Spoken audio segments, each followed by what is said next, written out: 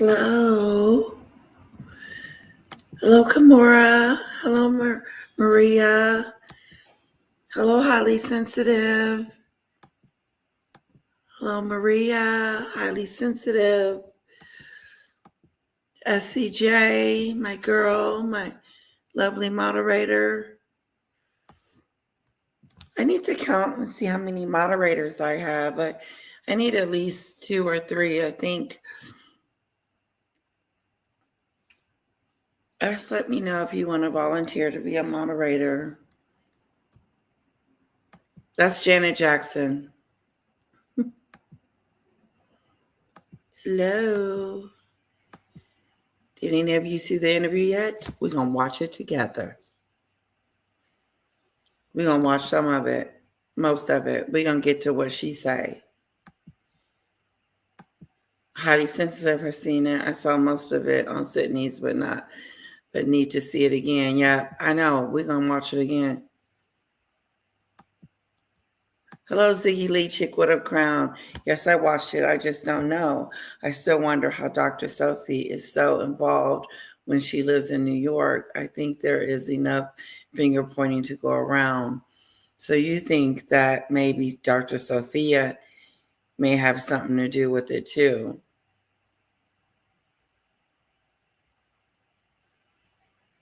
Interesting. For some reason, I believe her. And she's the first one to speak out, just like Spotify spoke out, called them grifters. And Netflix is having a hard time getting their money. I just believe that there is definitely a lot to the story. And for her to want to sue is really big. And she called the commissioner. So they're doing some heavy investigation on this charity.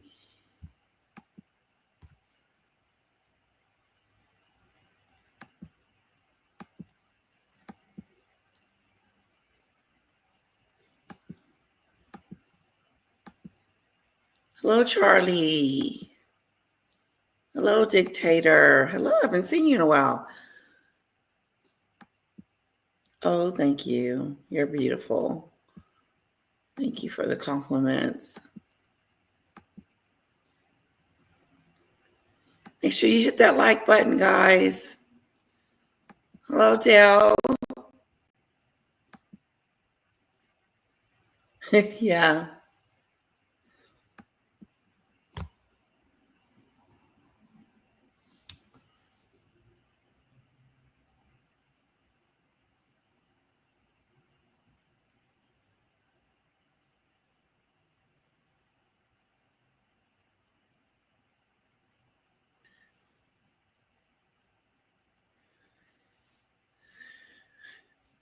That's right, Ziggy Lee. And guess what? He didn't even go visit the charity. And what about this polo match? Having Netflix them cameras there to film this polo match for a documentary series. You know, they mooch off of other people too. Oh, Kitty. Okay, let's get to the interview. I saved it. Oh, come on in, everybody.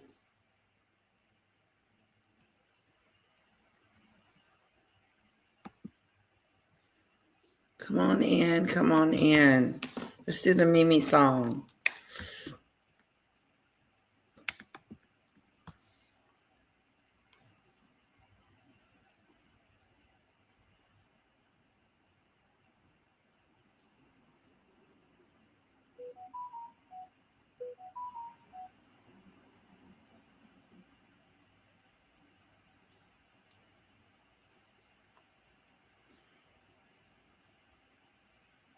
She's been accused of merchandising her children, making money from clothes, called adrift on facts and reality, released a trailer for her podcast, and it's 5 years since Megxit.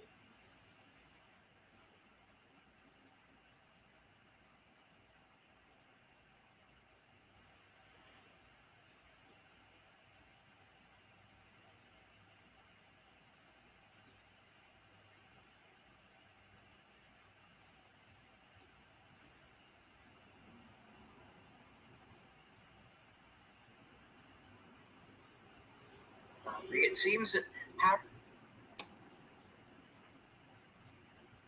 Sorry, guys. I am looking for the Mimi song. Give me a moment. How's your day going? How's everybody's day going? That's Janet Jackson back there, by the way.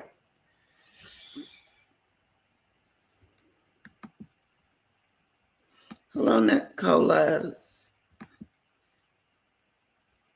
Nicholas? Oh, what happened to Nicola?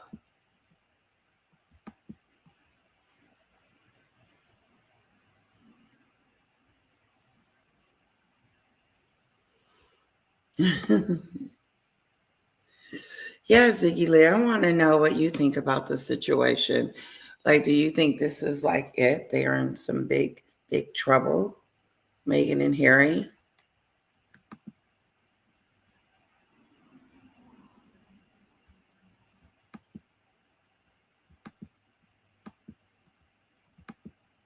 Come on in, everyone. Hit the like button. How many likes do I have?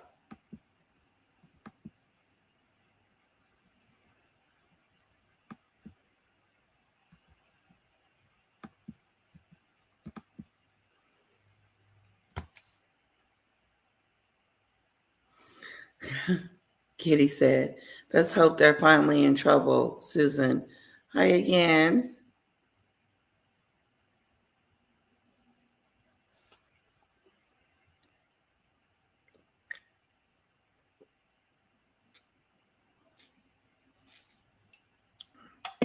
I got to get my nails done.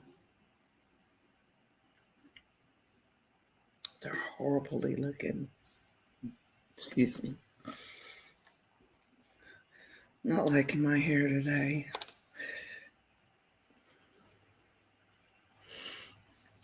Anyway, I hope you guys are having a lovely day. I missed you guys. I wasn't going to come on till tomorrow, but we got some news about the interview. So let's talk about the interview. Anything else is going on in the world that I should know about? Oh, sorry about that hurricane. That was horrible. A lot of people have died in that hurricane. Let's pray for those people. I haven't seen Karen in a minute. I hope she's doing okay. Karen, if you're out there, we're praying for you and hoping you get better soon. Isabella is at home. She's doing great. She's catching up on work. And that Michelob reminds me of my grandpa. He used to drink one Michelob every night before dinner. I love my Michelob. It is so tasty and it's so light. It's not heavy, It almost tastes like a soda, but I don't drink sodas. But yeah, I used to drink Bud Light, but Bud Light was heavy. It was heavier. But this one it's good when it's cold,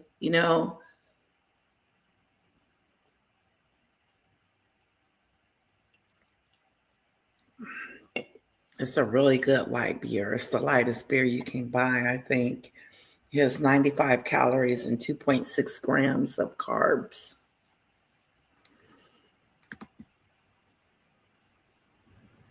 I think this is Harry's final downfall. Dr. Sophie is fierce and has the receipts. She's coming with them, isn't she? Oh, highly sensitive. Is it in Illinois? I have family there. Press that thumbs up, people. Let's help Letitia's channel. Yes, Kitty. That's right. And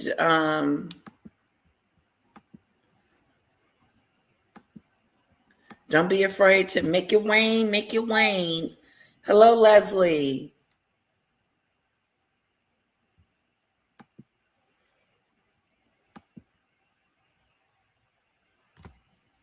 $17 likes. Okay, that's pretty good. It's only 23 people in the room.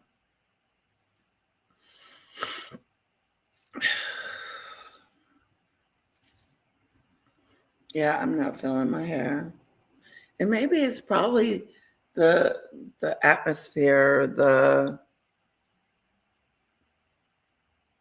I don't know. Anyway, it's all good. Excuse me. My daughter's caterpillar. Hello, my lady and everyone. I'm the Gulf of Mexico watching this live. It would be interesting and important to hear from the former Santa Bala charity funders regarding why they withdrew support. Tropical, good question, because Sophia made it seem like that they got mad at the upper management, which is Harry, is the reason why they decided to withdraw their fundraiser.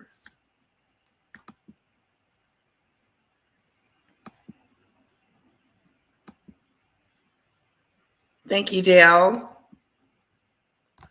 Well, there's 26 people in here, so someone hasn't hit the like button. You can see him running home to Popeye using the excuse that the end is coming for the king. No, this is not going anywhere, and he's going to have to get a lawyer to defend him. Meghan's cake? No.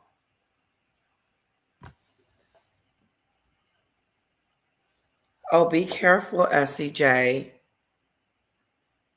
Ooh, where are you at again? You may have to take cover.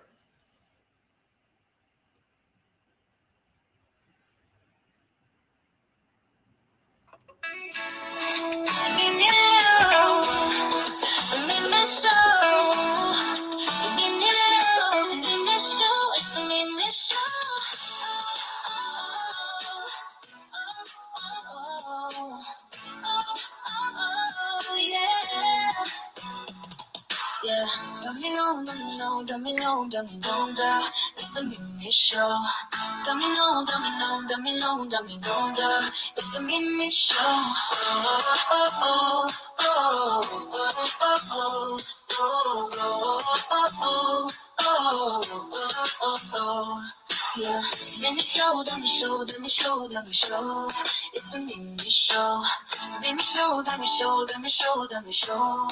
It's a mini show. Oh, oh, oh, oh, oh, oh, oh, oh, oh, yeah. It's a mini show, a mini show. It's a mini show, a mini show. It's a mini show. Oh, oh, oh, oh, oh, oh, oh, oh. It's a mini show, a mini show. It's a mini show, a mini show. It's a mini show. Oh, oh, oh, oh, oh, oh, oh, oh. It's a mini show, the mini show. It's a mini show, the mini show. It's a mini show, the mini show, the mini show. It's a mini show, the mini show, the mini show. It's a mini show, oh, oh, oh, the mini show, oh, oh, oh. It's a mini show, oh, oh, oh, the mini show. Yeah. Dummy long, dummy long, dummy long, dummy long, it's a mini show. Dummy long, dummy long, dummy long, dummy long, it's a mini show. Oh, oh, oh, oh, oh, oh, oh. Come on, dance with me, everyone. Be safe, SCJ. She has lawyered up, and she's her own lawyer. It's a mini show, a mini show. It's a mini show, a mini show. It's a mini show. Oh, oh, oh, oh, oh, oh, oh, oh. It's a mini show. It's a mini show. It's a mini show. Be safe, SCJ. It's a mini show, a mini show, a mini show. It's a mini show, a mini show, a mini show. It's a mini Seattle, Michigan. Oh.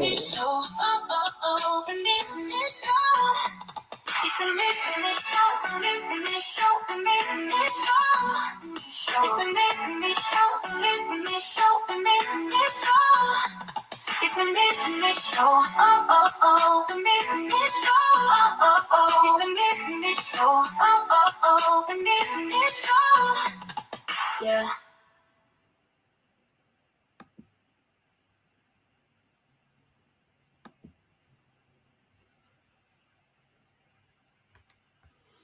She's been accused of merchandising her children, making money from clothes, called adrift on facts and reality.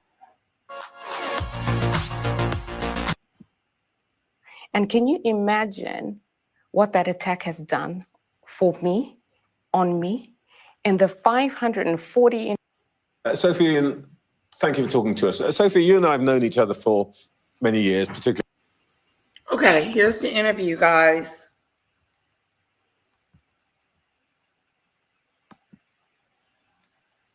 Okay. Now, I'm going to be doing some fast forwarding because I want to hear what she has to say.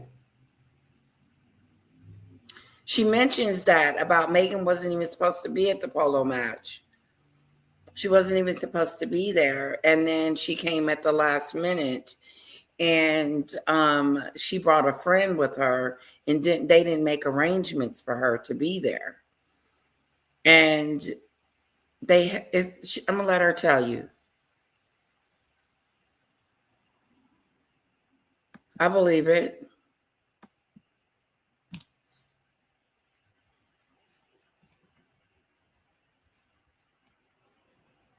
Here we go. Working on diversity in corporate leadership, but I've never had anything to do with your work with Prince Harry. So let's just start with the origins of Centaurvale. What was the point? What was the aim of setting it up? Well, first of all, thank you so much, Trevor, for having us here on behalf of the entire Centaurvale organization, 540 strong. This is an opportunity for us to just set the record straight and also talk about the future of Centaurvale. But where did it begin? Centaurvale started as a very urgent response to the urgent need for those who were impacted by HIV and AIDS in Lesotho to be taken care of. Prince Harry and Princess thought that they were uniquely placed to respond to the needs of orphans and vulnerable children, and this was in 2006. Lesotho is a very small country that's within South Africa itself.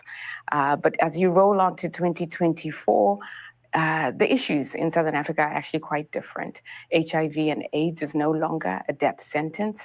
And so our organization is really looking at those other elements in the ecosystem that affect the health and well-being of young people.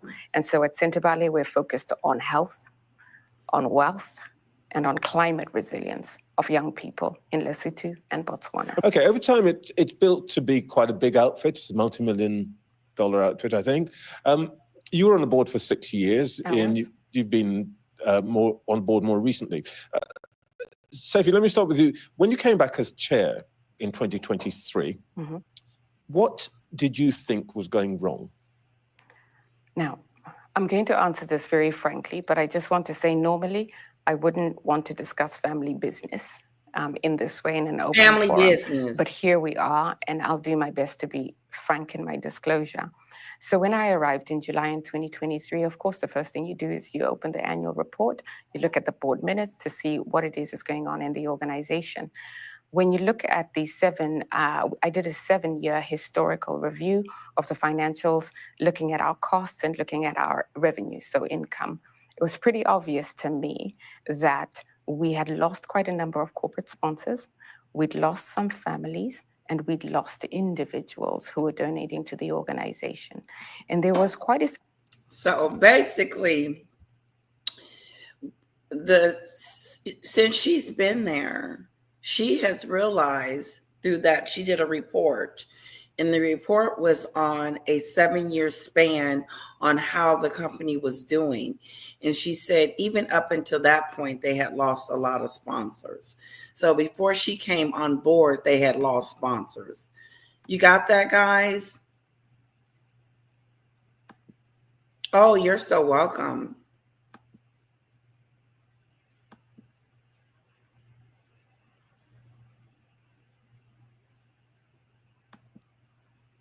Hello, Judith.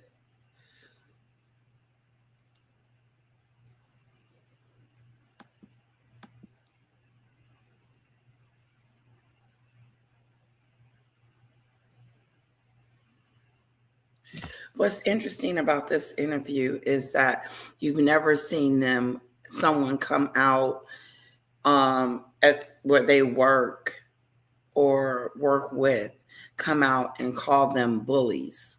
So this is very interesting. It reminds me of when Harry and Meghan went on their Oprah tour and their docu-series tour on how bad the royals were.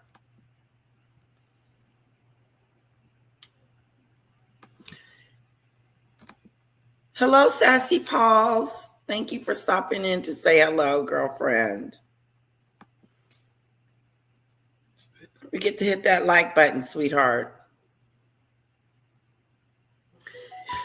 Yes, the charity went downhill since Meghan came into the equation, and it's going to show that in the end. I believe so. Excuse me. Let's get back to it. So she's basically said that this charity was already losing corporate sponsors and some sponsors. Significant correlation between the time the organization started to see a departure of sort of major organizations and Prince Harry's departure from the UK itself.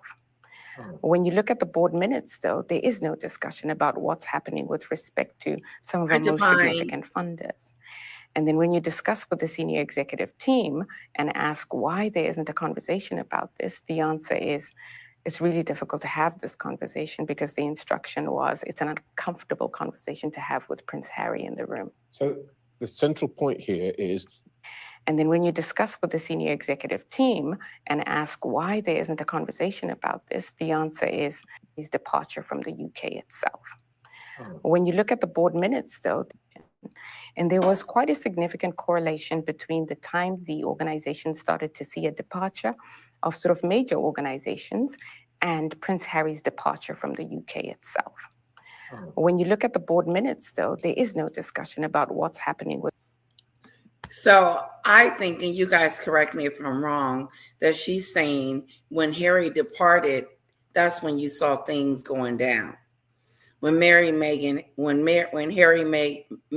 Meghan, things started going down. Let's just put it that way. That's what it is.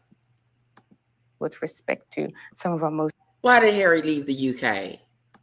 It was Meghan's idea, so she can come over here and start her scamajam. It was Meghan's idea so she could be a billionaire, so she could be around her A-listers. This was Meghan's idea to leave the UK, to leave the monarchy, to step down as a senior royal. And so when he stepped down, his charity wasn't doing so great because they were losing sponsors.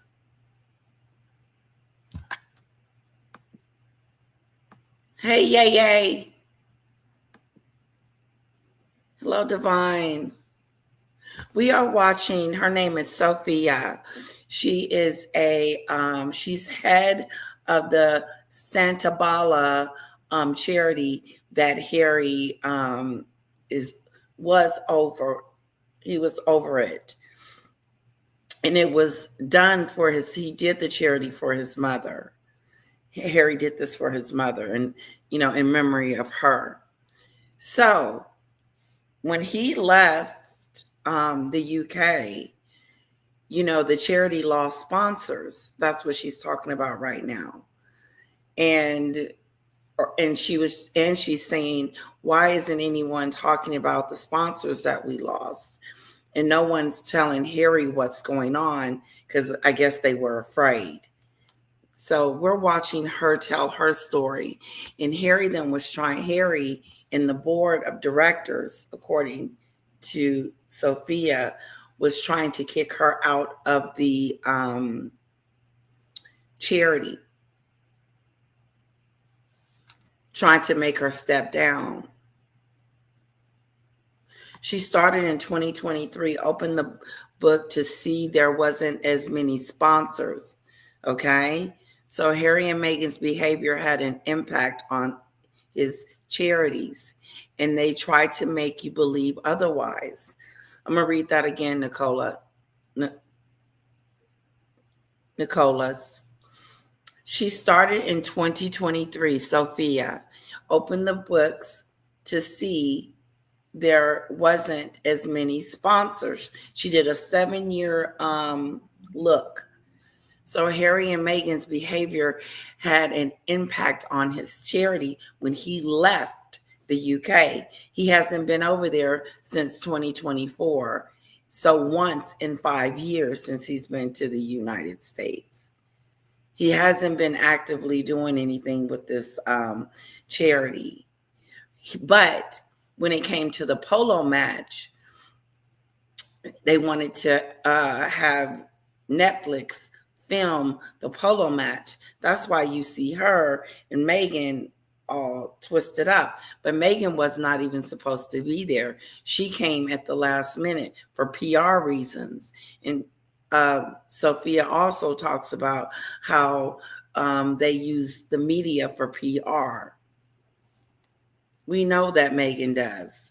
Cooking with Meghan, as ever, 2025 in the sand.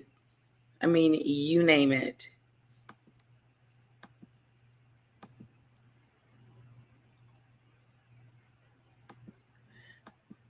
Hello, Sam. Good to see you. Once Harry left the family and they're following bad behavior, people walked away from him and his charity. That's right, dictator.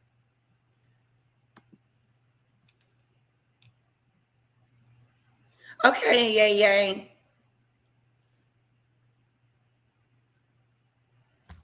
According to Susan, Harry wanted to move the money to Archwell in the U.S., and Dr. Sophie wanted to keep it in Africa. Makes sense, because that's where it's needed.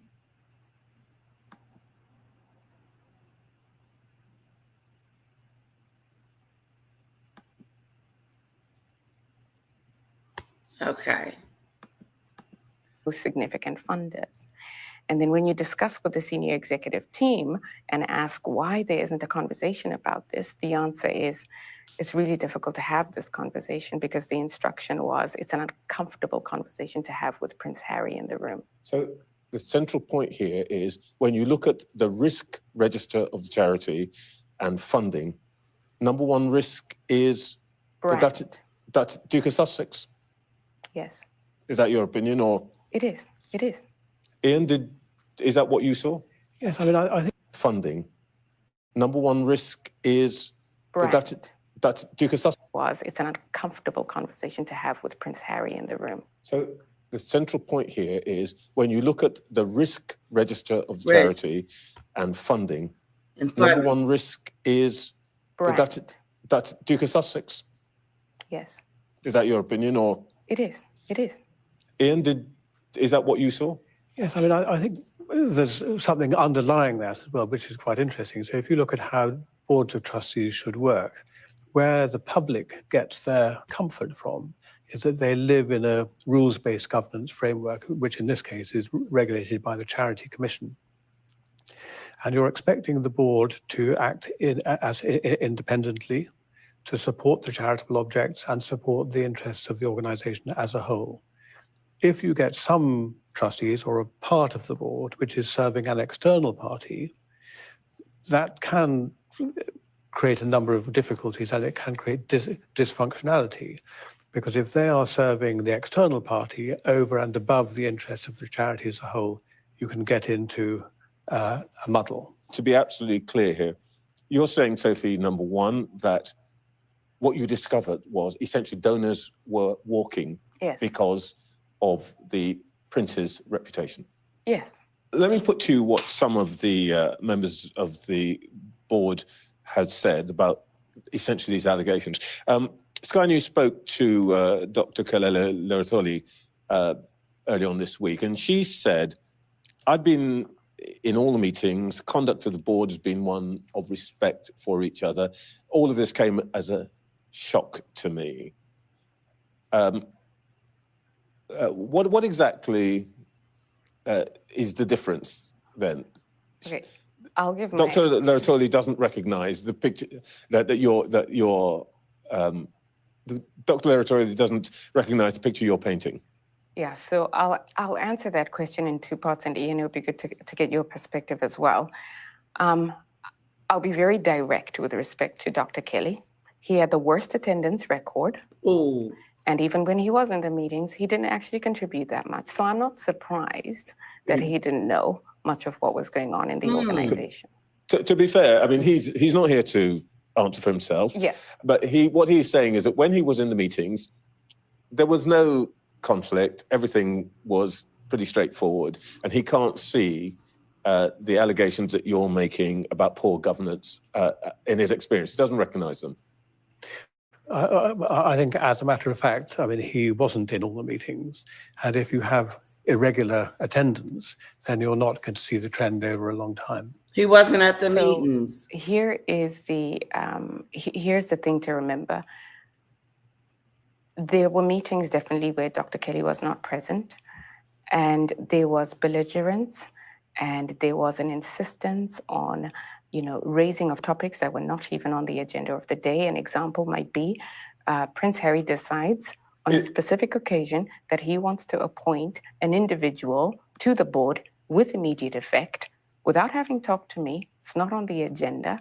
And somehow everybody's just supposed to tolerate that. He being here, Prince Harry? Yes. Prince Harry comes into the meeting and says, I want to appoint somebody as CEO. And as a board member, as a trustee with immediate effect, his proxy on the board says, yes, I second that motion. The third proxy on the board says, welcome to the board, Brian. And everybody's shocked and quiet. But this is what happens when the prince is in the room and no one has the courage to speak. Well, speaking of not having the courage to speak, another trustee, Baroness Chalker of Wallasey, served as a trustee for 20 years, described you as, I'm quoting here, almost dictatorial. Change is hard for some people. Let me just put it that way. I think what we had here was a board that had overstayed by even Charity Commission guidance. Most of the members of the board, when I came back in July of 2023, had been on the board when I left. This is not how a properly run organization should work. You're not supposed to be on a board for past 9 years. Most of these individuals were there for 5, 10, 15, now 19 years. And so what you have is entrenchment. And there's a reason why you have term limits, because people begin to mark their own homework, and turkeys don't vote for Christmas.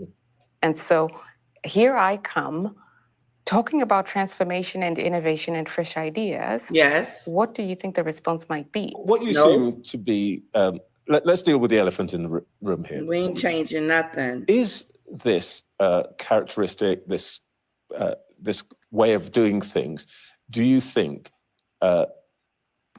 something to do with the fact that this was Prince Harry's charity, and the people, as you say, there are people on it who were in some way beholden to him? Is that the point you're making here?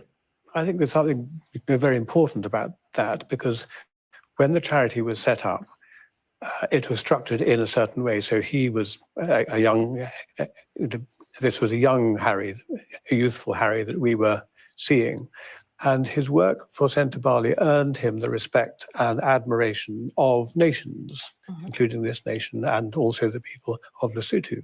And that is, and that is remembered.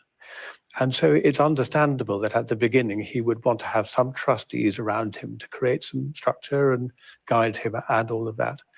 But the interesting thing is that in 20 years, the development world has moved on.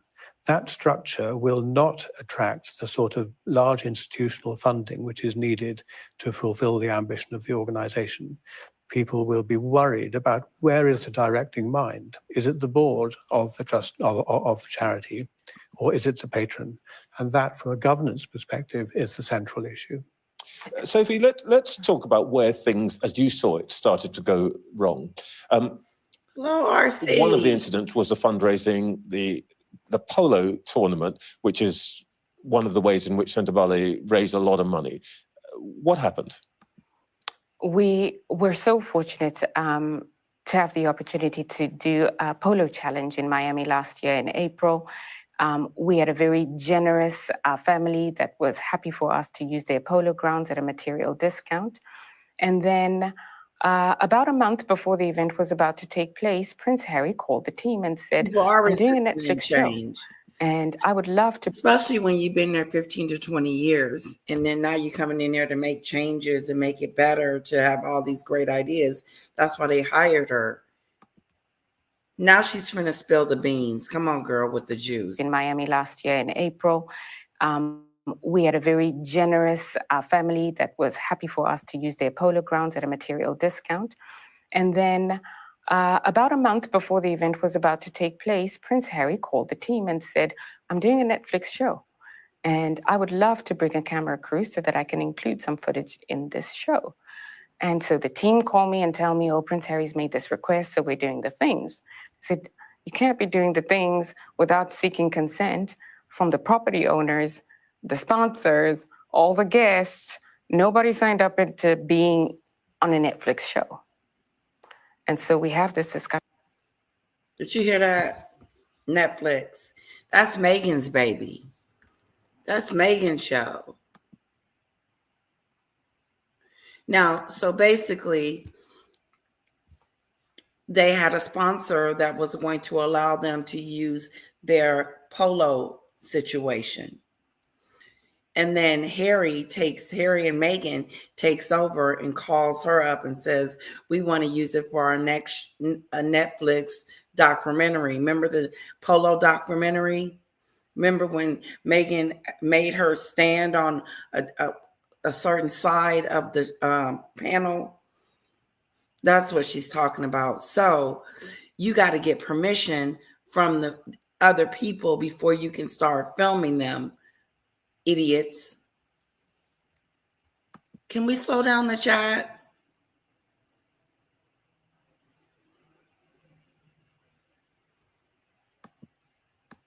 About the need to talk to everybody. We come up with draft agreements. And of course, the venue owner says this is now a commercial undertaking. So here are my terms. We couldn't afford it. So now we lost the venue. So we went to another venue.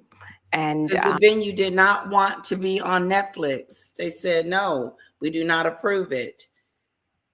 Hello, Marine. Okay, hit that like button, sweetheart. RC.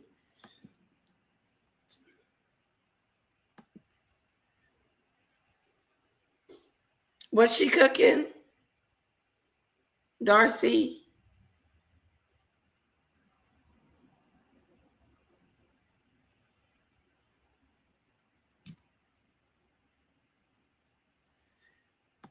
So basically, Netflix comes scooting in, and this has nothing to do with Netflix, but Netflix is scooping in. That's right, RC. Hit that subscribe button, hit that like button. Yes, let's get to 7,000.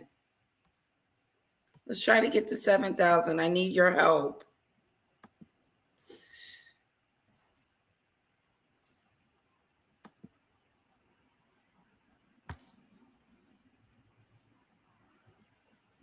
He's a psychopath.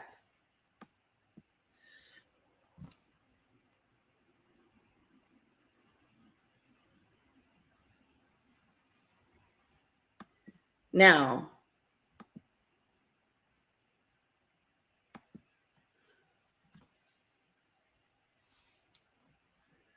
let's go back. So they took over the polo match.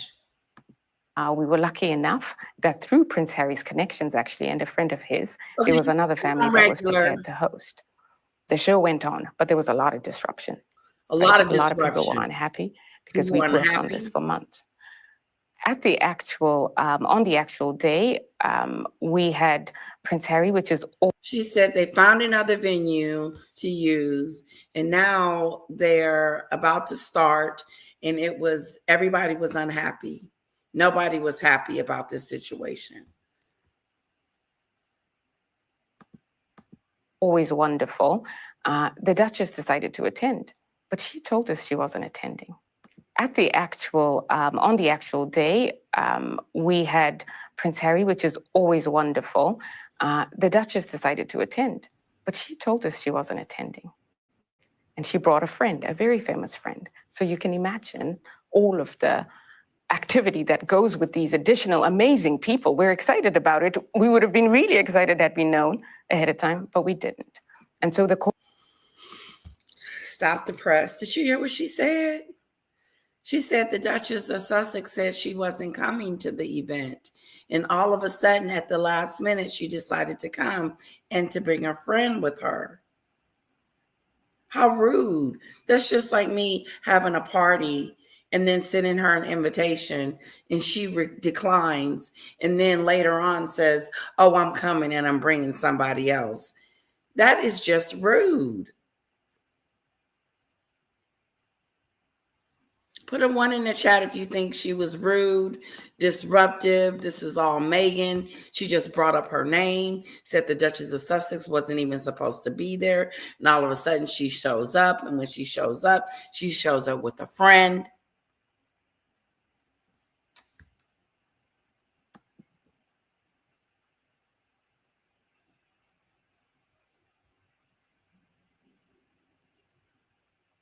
Sounds good. Yeah. Okay. Wow, Meghan.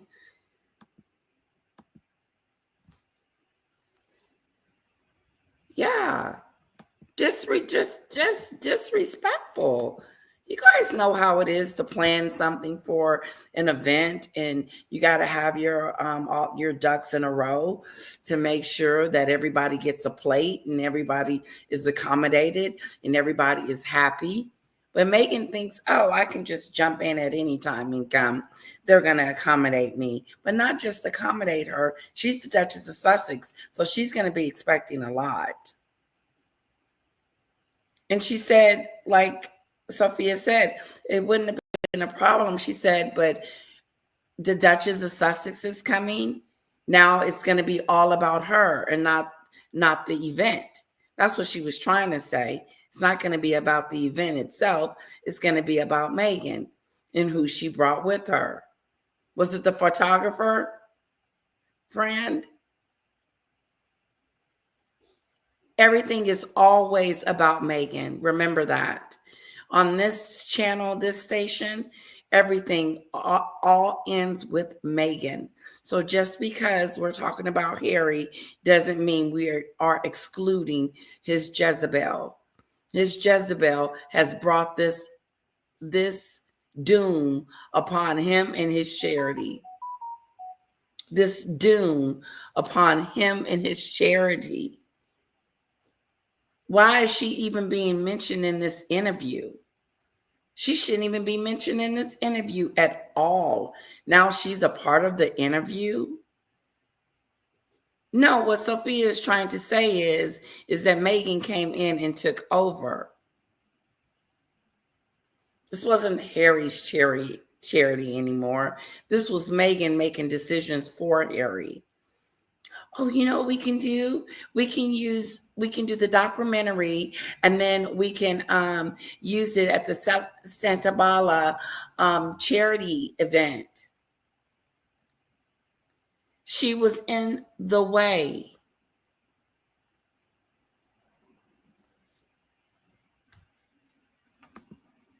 Unacceptable, rude, Darcy says. She turned up with Serena. Oh, and they didn't have security for them. See what I mean? Dictator. Sue, someone finally not intimidated by the Dork of Sussex, not afraid to call him out publicly. Yeah, they're calling them out. His Jezebel. I'm coming, and I'm bringing Serena with me. I thought y'all were doing a professional separation. I thought you were going to do the Instagram and he was going to do all the charity. No, but you had to have yourself up in there, you and Serena, because you wanted people to see that you and Serena were still friends. She makes everything about her. Everything is about Meghan. It's not about the son of the people. It's not about the people. It's not about the charity. All this is about Meghan. How can I interject myself into this and be a part of this?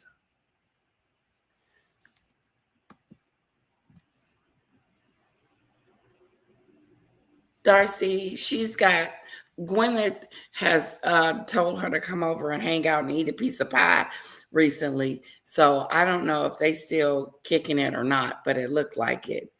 Looked like her and Gwyneth has become friends.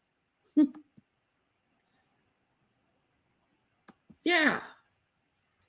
I bet that's what Sophia was saying. Oh, here come his Jezebel. Won't she get somewhere and sit down? Yeah, she showed up thinking she was the star. Nicholas. Yeah.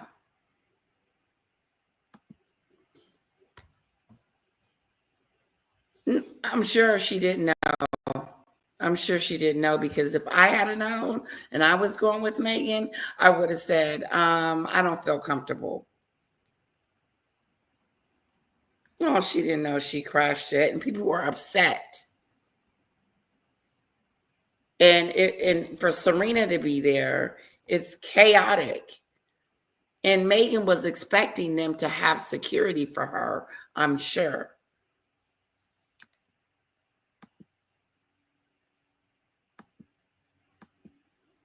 Hello, Benny, hello, Benny.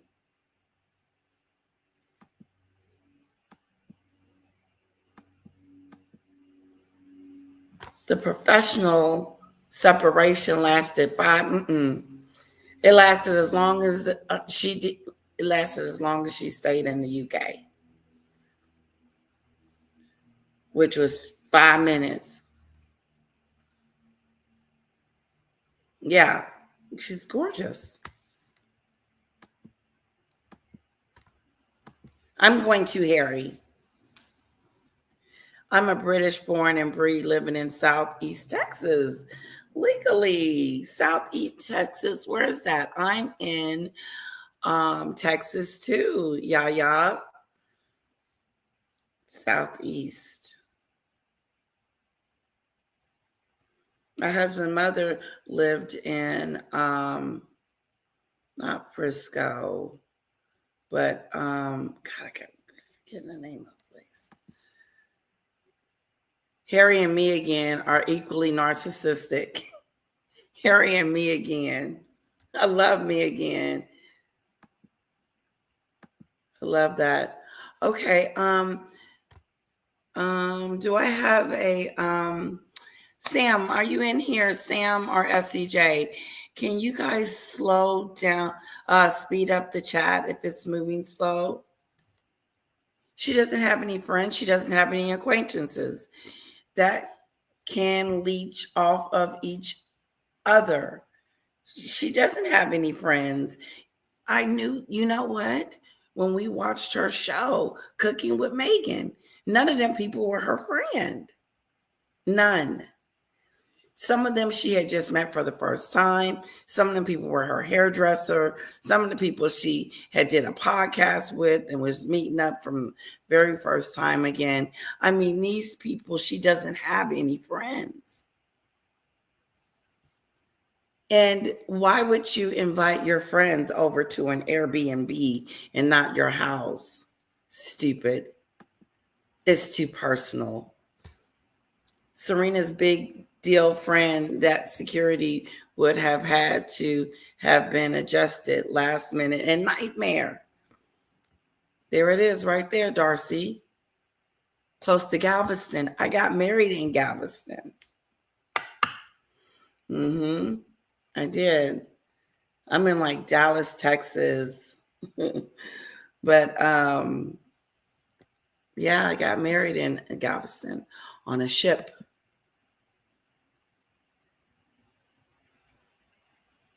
Okay, you don't have that? Okay. That's okay. Thank you. Okay, it's on normal speed. Okay, thank you.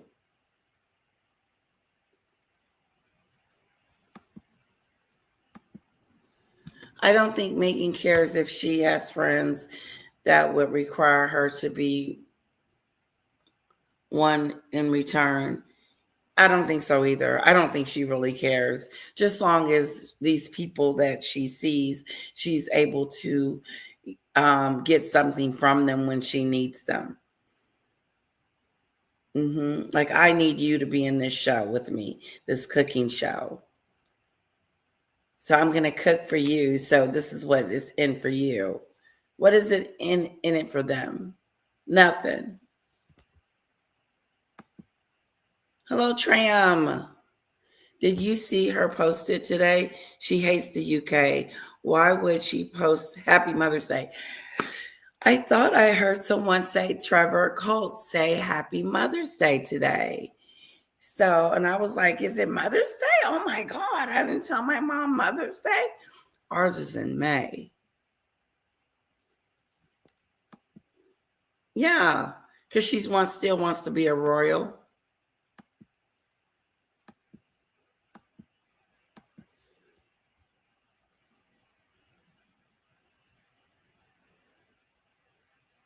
It is nice. By the choreography went badly on stage. Because there were too many people on stage. The international press captured this. And remember when she was on stage? She said if we were on stage, it was a disaster because it was too many people up there. In other words, Meghan shouldn't have been up there. Hello? She was in the way holding the trophy. She inserted herself into this thing and Harry let her. He should have said, no, miss, you cannot attend because we don't have security for you and Serena. If you had told me beforehand, we could have orchestrated this stuff for you. Now you want to be on stage. Now you want to act like you're the center of attention to this event that has nothing to do with you. Check this out. She said it was too many people on the stage. We saw that. We did. We saw it was too many people on the stage, starting with Meghan. Y'all remember when she was up there with her?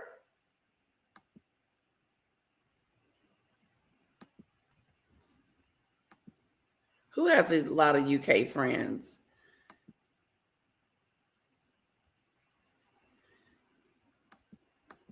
there was a lot of talk about the Duchess and the choreography on stage and whether she should have been there and her treatment of me. Prince Harry asked me to... Listen, I'm repeating it for a reason. Now, she said there was questions about if the Duchess of Sussex should have been there at all and her treatment of her. How the Duchess of Sussex treats Sophia, which was rude and disrespectful. She didn't like her. She doesn't like her. So she probably was bullying her and making her feel icky. And here's where the bullying comes from. She's telling a story. She's telling us that Meghan was in the way. She's the boss. She's in control. She's running stuff. Say it, Sophia.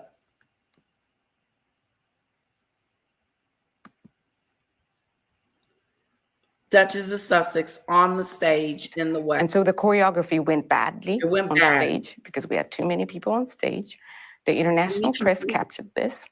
And there was a lot of talk about the Duchess and the choreography on stage and whether she should have been there and her treatment of me. Prince Harry asked me to issue some sort of a statement in support of the Duchess, and I said I wouldn't. Not because I didn't care about this idiot. Hello. Hello. Did y'all hear that? I'll repeat it. The Duke of Datchet, the Duke of Sussex, told Sophia to write a note on behalf of Meghan Markle to introduce her. And Sophia said, no, I'm not. So Meghan wanted all these perks. Remember when she was talking about the coronation, talking about she wanted to be on the balcony. She wanted Archie to have a part. She wanted to ride in the carriage, and she wanted a robe for the coronation. Like she wanted to dress like Catherine. She had stipulations. And they told her, look, no, you either come and sit in the audience like a good little Jezebel, or you don't come at all. We didn't invite you to be a part of it. We invited you to come see the king be crowned, idiot. And she didn't even take her kids to go see that. Being selfish, self-centered, because it's not about her. Well, since it's not about me, we're not going, kids. We're going to stay right here. How dare you ask this young lady to write up something for you? Hello, TBG. Write up something for her. Like she's the star of the show. You're not the star of this show. This has nothing to do with you. It's about the charity, idiot. She is telling on them. Hello, y'all wake up. She is telling. She is telling. This is not allegedly. This is not assume. This is not maybe. This is not her version. This is the truth, the factual facts that Meghan was not invited to this place. She invited herself. Then she invited Serena. She caused a chaos. She was on the stage when she shouldn't have been on the stage. She was in the way. And then Harry wanted her to write her, and her and Meghan had issues with each other. Meghan had an issue with her. Again, Meghan had an issue with Sophia. And here go ding dong stupido. Ding dong stupido. Harry comes walking around telling her to write a nice note to Meghan. Shut the hell up. You can't make this stuff up. That's what she said. I'm breaking it down in layman's terms.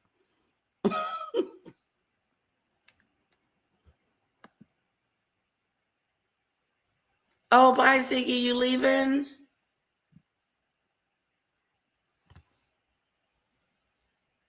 No, not to introduce her to alert the public that there were no issues during the polo award ceremony. Yes, there were issues.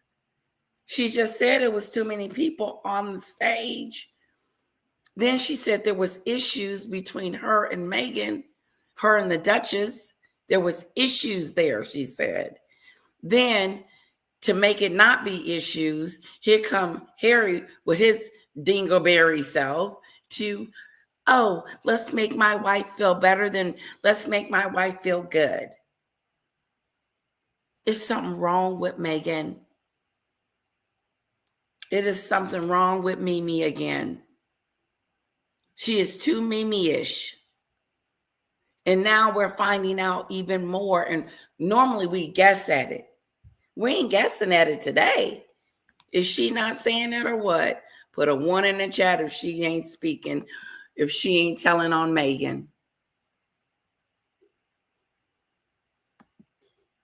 Put a 1 in the chat if she is telling on Meghan.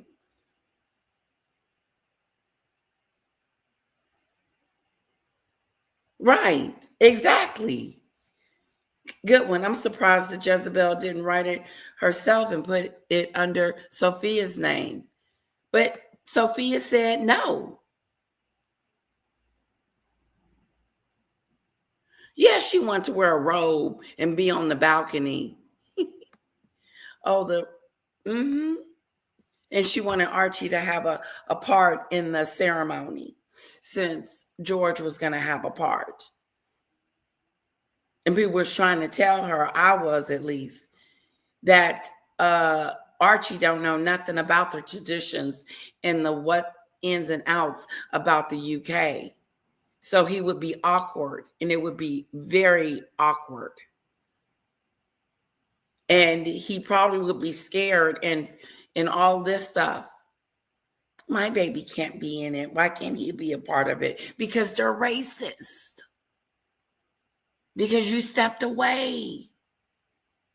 Because you said they couldn't see your kids anymore. You didn't have to say it. You're showing us. You're showing us that the relatives can't see the kids.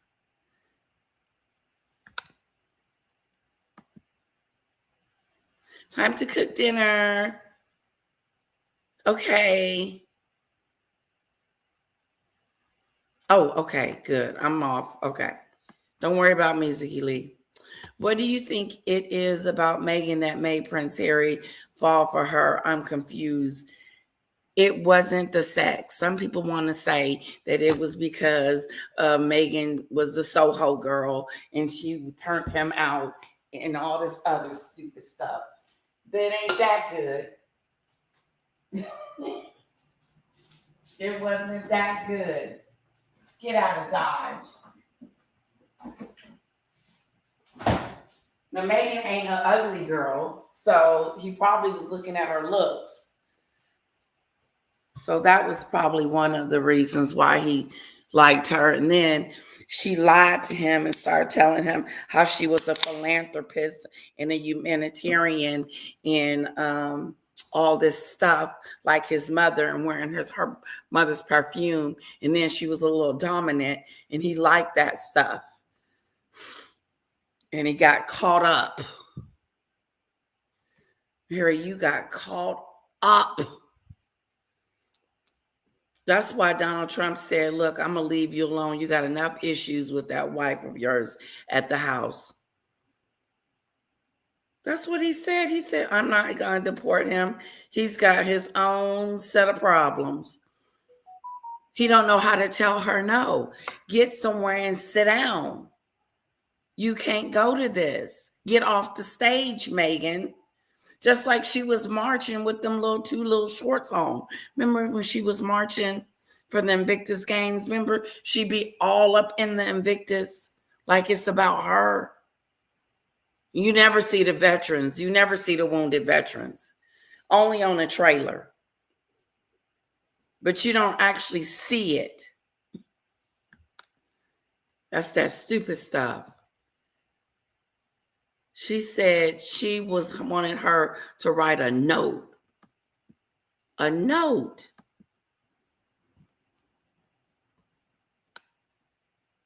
She'll be my new hero, boss girl. Okay. Oh, I got a new member. Thank you, TBG, for becoming a member. Put some hearts in the chat for TBG. Where do you go? Okay, I don't know who you're talking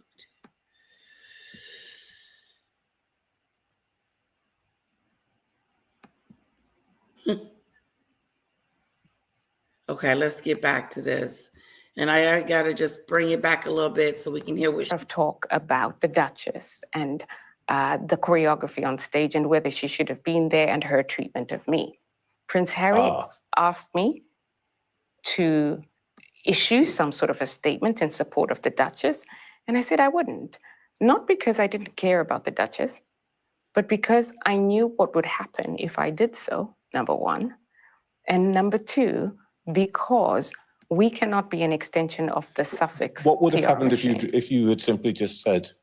We cannot be an extension of the Sussex PR machine.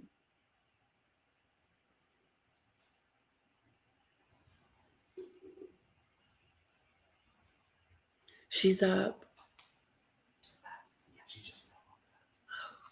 Was I talking loud? No, not at all. She's been asleep a pretty good while. Okay. Yeah, it was just a matter of time before she got up. Little bit is up. We took her to the park today. God, what was I saying? She said, I am not going to be a part of you and Meghan's PR situation. I am not going to be a part of you guys' PR situation. Meghan wanted a letter so she could PR this stuff. This was for PR movement.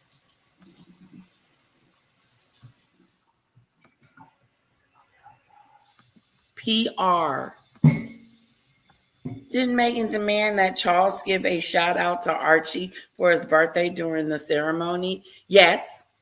Can you imagine even thinking of such a thing? Tacky. Tacky. Tacky, tacky, tacky. Just like she is.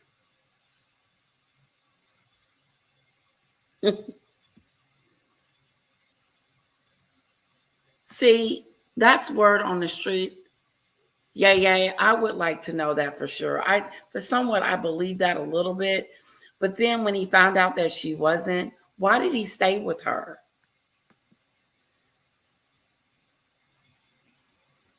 There you go.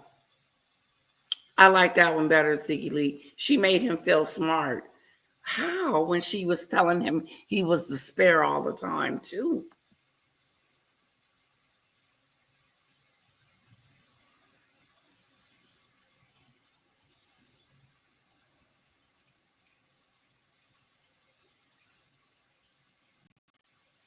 How the dogs went with the storm.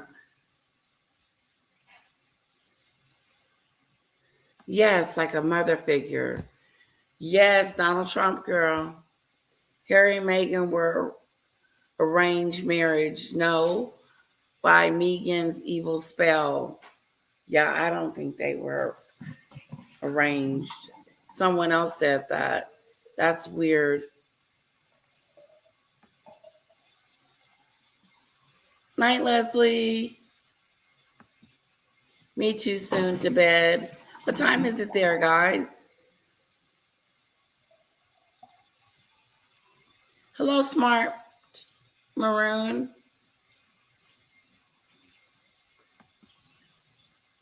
She let him do anything according to him.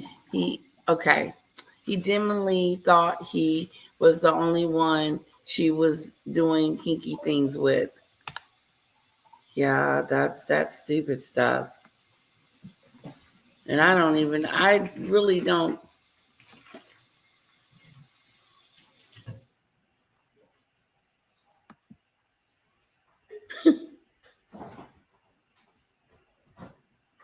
The wind warning is over. Okay, good for you, SCJ.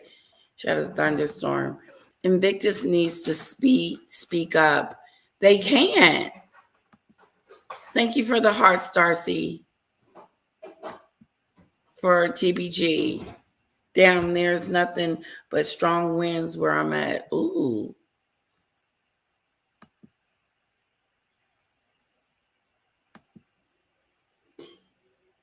Florida. Did y'all hear about that hurricane? Wasn't it a earthquake? It was an earthquake. And I forgot the name. It starts with an M. Hello, Golden Queen. We appreciate the love, girlfriend.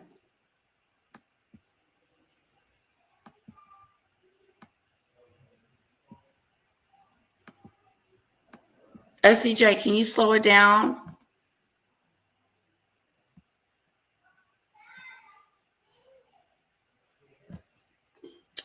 Princess, it's like she got someone in Nigeria was asked to say something about how MM wasn't a bully or something. But then she goes on and she says the Sussex brand or the Sussex something started harassing, which I believe she's talking about the Sussex squad. let me know. Prince Harry asked me to issue some sort of a statement in support of the Duchess, and I said I wouldn't.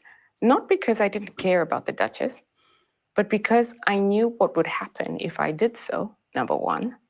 And number two, because we cannot be an extension of the Sussex. What would have PR happened machine. if you had simply just said, Doesn't look well. there's nothing wrong with what's happened, what the Duchess did? Well, the Duchess has told Dr. Sophie Chandauka to make a press release about her, and then she'll get even worse trolling. That's what would have happened. You said that Prince Harry wanted to, I'm quite, if you had just said, there's nothing wrong with what's happened, what the Duchess did.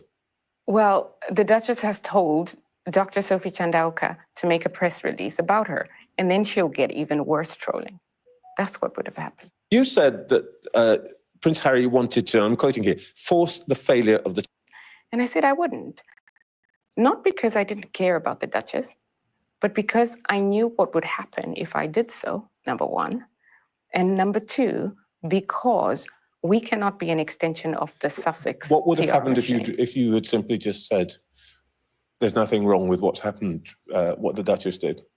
Well, the Duchess has told Dr. Sophie Chandauka to make a press release about her, and then she'll get even worse trolling. That's what would have happened. You said that Prince Harry wanted to, I'm quoting here, force the failure of the charity. Why on earth would he want a charity he founded in memory of his mother to fail? I mean, that's...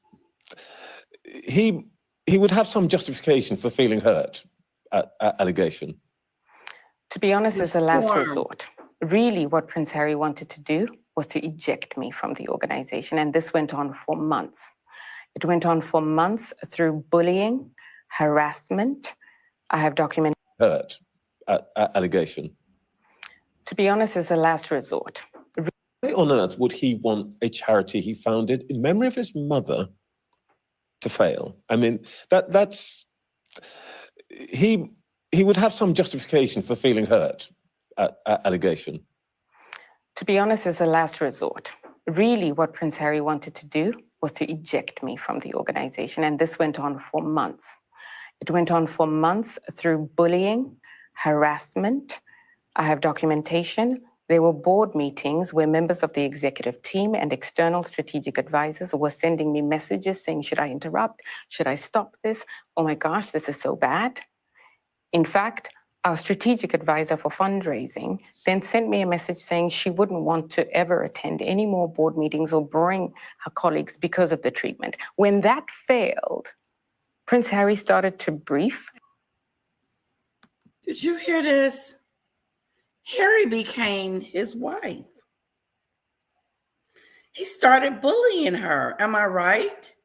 Put a 1 in the chat if you just heard what I heard, that Harry was bullying her and gave permission to do it.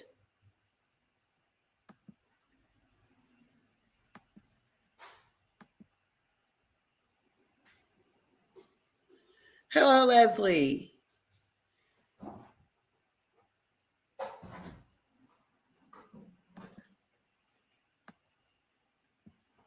Did you guys hear what I just heard?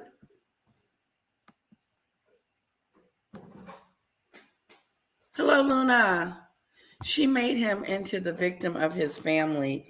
He's so messed up from drugs and bad behavior. She made him believe his family was against him and it was their fault and not his. That's dictator. He did do that. It was his family's fault that made them leave. It was the family's fault that they was mean to Meghan. It was the family's fault. Now he's trying to get rid of her and they are being bullied. I hope they don't come in here.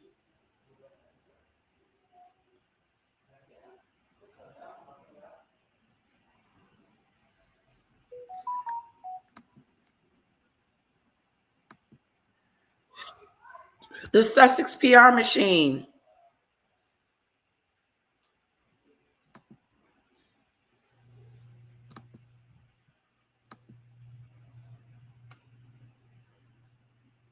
What do you think about her being bullied?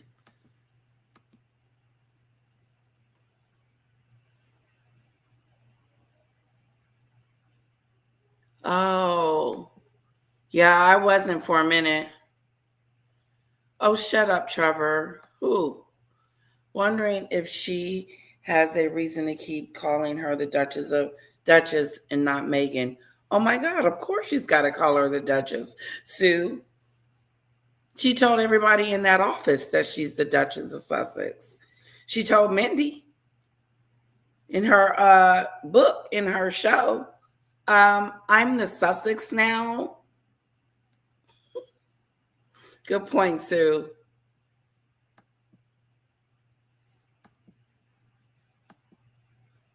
That's probably what she tried to do in Nigeria, except it worked that time. Yep. When the press, that's why they not inviting her no more. When the Pez there said Meghan walked around half naked, bad example, sure did, etc., which was the truth, but then kind of took it back. Did she take it back, Luna? When the first lady in Nigeria came out and said that that's not how we roll over here. We put our clothes on. We don't walk around naked. They calling her out. She just ain't listening. She over at Gwyneth's eating pie.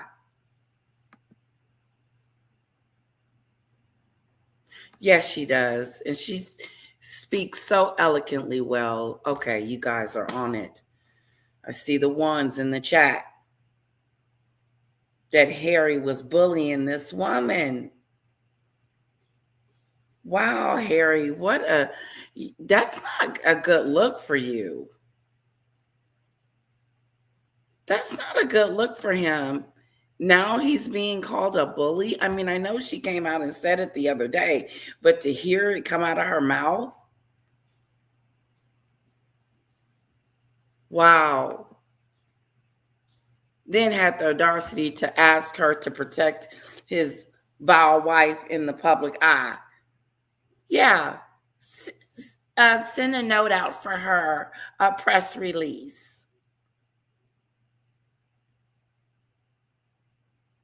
It's that stupid stuff.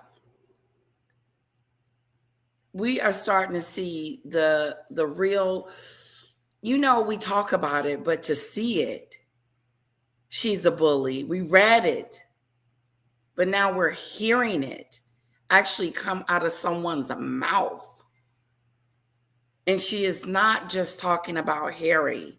She is talking about Meghan, because Meghan didn't like her. I don't like her. I don't want her there. She said it. They had issues. They had trouble. And then Harry walks around and lets the executive team try to bully her and kick her out. How nasty is that? Think about that. You at work, think about it. You're at work doing your job, making sure you're doing it, and then everybody's mistreating you so you can walk out. So you can walk out the door. I'm going to bully you until you leave. No, you can't have this. No, you can't have a copy of the report.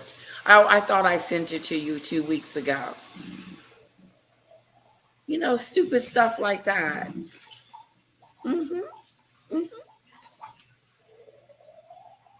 Totally bullied this woman, tried to bully her out of her job. She says, wait a minute, idiotic. I'm smarter than you guys. I will sue you. And then I will open up the doors. I don't even think she's gotten to all of the nitty-gritty details. This is just some of it that we're hearing. Because I know the Duchess of Sussex got her footprint in this. They went on the Oprah show claiming racism and bullying. Look at the tables have turned. Woohoo. TMG, star for you. Yes. They went on the Oprah show claiming racism and bullying, and look how the tables have turned. She's been called a bully in the castle, a bully in that gentleman's book. She's been called a bully at the Archwell Foundation. She's the dictator in Hills. People have grown men cry. They have long-term counseling sessions, therapy sessions because of her. And this woman said, oh, hell no. You didn't mess with the wrong chickadee-doo. You didn't mess with the wrong chickadee-doo. You were not finna bully me out of my job. And if you do, I'm taking you down. Hello from Bird. Hello. Hello, Nadine.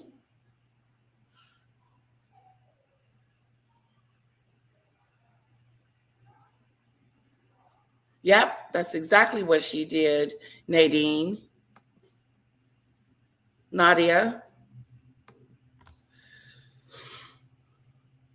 Look at this. This is crazy. This is crazy. Harry's going down. This is some serious accusations. You bullied me. See, she's doing what her employees wouldn't do and what they should do. She's leading by example. So, Smart Moon, the story, don't know what the story is. Let me give you a briefness on this story, okay, real quick. Harry has a charity in Santa Bala, and I could be pronouncing that incorrectly. He has left the building. He has stepped down. But before he stepped down, he was trying to make this lady, Sophia, which is the chair, step down and started bullying her. And she said, hell no, I'm going to sue you guys. And plus, I'm going to report you to the commissioner. She's already written letters. Hello, V Goddess. And his team, sponsors that I'd been speaking to against me and the charity, because that is a sure way of getting me out if it's seen as though I'm not being successful in my fundraising efforts. I obviously have to put this to both of you. Yes. What you're essentially saying is that the Duke of Sussex is guilty of harassment and bullying and improper conduct in the governance of a charity. Well, let me put it to you this way. I'm going to give you a really good example. The only reason I'm here, Trevor, is because at some point on Tuesday, Prince Harry authorized the release of a damaging piece of news to the outside world without informing me or my country directors or my executive director. And can you imagine what that attack has done for me? Okay, now she's talking about herself. She's letting them know this is personal now. So they had wrote like the scathing something they wrote, and they shouldn't have wrote it and didn't let her know that they were being mean and bullyish, trying to kick her out and be mean to her. And they wrote something negative about her. And she said, no, hold up. You're not going to screw up my reputation. On me and the 540 individuals in the Centre Valley organizations and their family. That is an example of harassment and bullying at scale. And so if the world didn't want to believe that. She said that is harassment and bullying at a scale. Ooh, shoot. There's such a thing as bullying. This unleashing of the Sussex machine on me and the 540 employees at Centre Valley who received this and have had to defend it. By the way, when you say the Sussex machine, what are you talking about? The PR machine that supports Prince Harry's efforts. The only way we discovered of his decision was through the Sussex machine activating newspapers. You were not told that he planned and the She said the Sussex machine, the Sussex group, the Sussex people. Is she talking about the Sussex squad? I think she's talking about all of it, the newspaper and everything. People, she is blowing the whistle. 40 employees at Centre Valley who received this and have had to defend it. By the way, when you This say the is Sussex machine, what are you talking about? the PR machine that supports Prince Harry's efforts.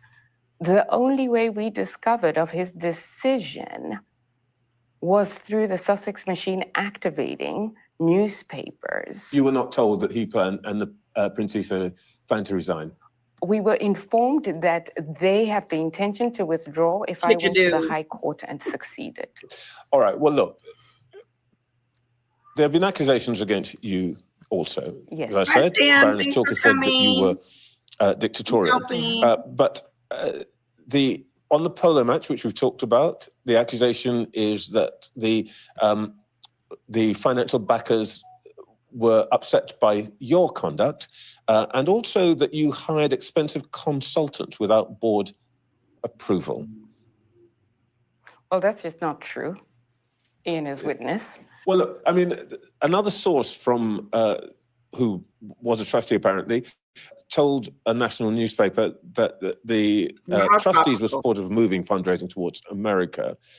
But you didn't do that, you, Sophie, and I'm quoting here from the Financial Times. Trustees tried to negotiate this privately, requested she consider her position due to their lack of trust and confidence in her as a leader. Isn't the problem here that it was you was the problem, not the prince? And I'm quoting here from the Financial Times. Trustees tried to negotiate this privately, requested she consider her position due to their lack of trust and confidence in her as a leader. Isn't the problem here that it was you was the problem? They're trying to put it on her. It was me who was the problem because I put a whistleblower complaint about the bullying, the harassment, and the misogyny, and Prince Harry interfered in the investigation of that. Ooh. And the senior independent director who should have taken care of it was the very same person who then delivered the news to me that I was going to be removed by the board. So it's a cover-up. And the prince is involved. You talked about misogyny. Hold on to your seat. Hold on to the seat. What did she say? It's a cover-up. This is good. This is good. It's a cover-up. Did you see how they were trying to cover that up? Harry knew that they were trying to get rid of her. And then they blackball her and say that she hasn't been this great person. And then she says that, wait a minute. She said Harry knew what was going on. That's the cover up. Shit. Harry. The harassment and the misogyny, and Prince Harry interfered in the investigation of that. And the senior independent director who should have taken care of it was the very same person who then delivered the news to me that I was going to be removed by the board. So it's a cover-up. And the prince. Okay. Put a 1 in the chat, guys. Put a 1 in the chat if you think the Sussex machine is the Sussex squad. And you know what I'm saying? Yep. She didn't call them out.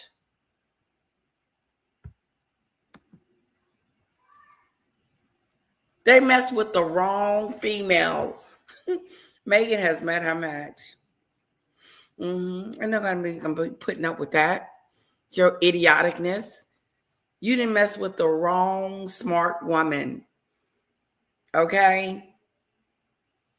She ain't walking out the door. You ain't going to just get rid of me. So y'all can do what y'all want to do. Go ahead and run it to the ground. Because that's what they were going to do. Run it to the ground. Meghan and Harry ain't giving out charity money from Archie Well. Gonna run it to the ground. Meghan wants to be in control over this. That's why she just showed up with Serena. Girl, come on, let's just go. We can go. You want to go with me somewhere? I'm going this weekend to the polo match. You're welcome. Come on, let's go. Yeah, the sugars.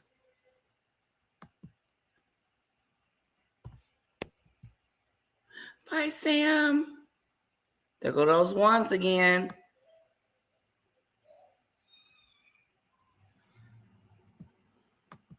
Yep. Okay, let's keep going. Is involved. You talked about misogyny. Let's be frank. Are you saying that the misogyny stemmed from Prince Harry himself and his associates? Exactly, Darcy. I would actually say my experience is Prince Harry himself. Fantastic, actually. We had a great relationship. We had a great relationship. But there are some individuals on the board who, quite frankly, did not treat me in the way that they would have treated the prior chair. Right? And completely disrupted my meetings because they thought that they could get away with mistreating a woman. Oh. And all the women who attended these meetings felt it. There are many more things to talk about here, but let me just ask you finally, does Cendribali have a future without the Duke of Sussex? Absolutely. Cendribali has had a future. We must stop infantilizing Cendribali. Cendribali is 19 years old. Cendribali is here because of the people in Africa who do the work every single day. Prince Harry visited Africa for the first time in 5 years when I asked him to last year. Who do you think was running the show? During the pandemic, before the pandemic, and after the pandemic, Cendribali will live. Cendribali will live on because of the people. Ian, Sophie, thank you very much. Thank you. Thank you. That's the interview. That was Dr. Sophie Chandauka, chair of Cendribali. We've asked the Duke of Sussex for an interview, or if he could provide anyone for an interview, and that offer remains open. Okay. Sky News contacted the Duke and Duchess of Sussex about the content of Sophie Chandauka's interview with me, and they declined to offer any formal response. But a source close to the former trustees of the Cendribali charity has described as categorically false Dr. Chandauka's claims that Dr. Kalele did not attend meetings and did not contribute much when he was in meetings, and that the Duke of Sussex leaving the UK impacted the charity, caused it to lose sponsors, or that the Duke posed the biggest risk to the charity. The source also described as completely baseless Dr. Chandauka's claim that she was bullied and harassed, briefed against by Prince Harry, or that the Sussex machine was unleashed on her, and that the people on the board of Cendribali were scared to speak. Stop that.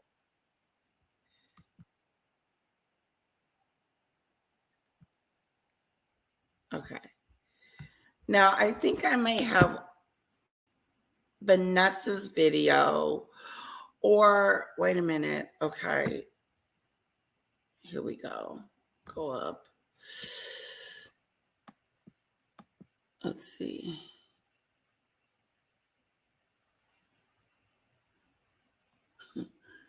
Okay.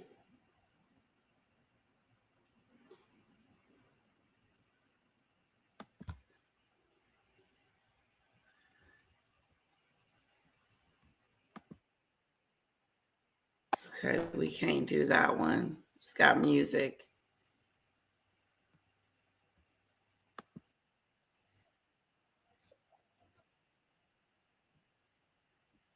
Okay, just listen to what he got to say.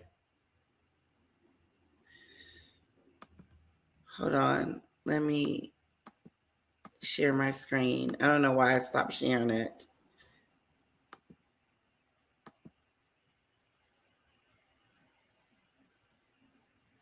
Okay, this is a little bit about Vanity Fair. She's been accused of merchandising her children, making money from clothes, called adrift on facts and reality, released a trailer for her podcast, and it's 5 years since Megxit.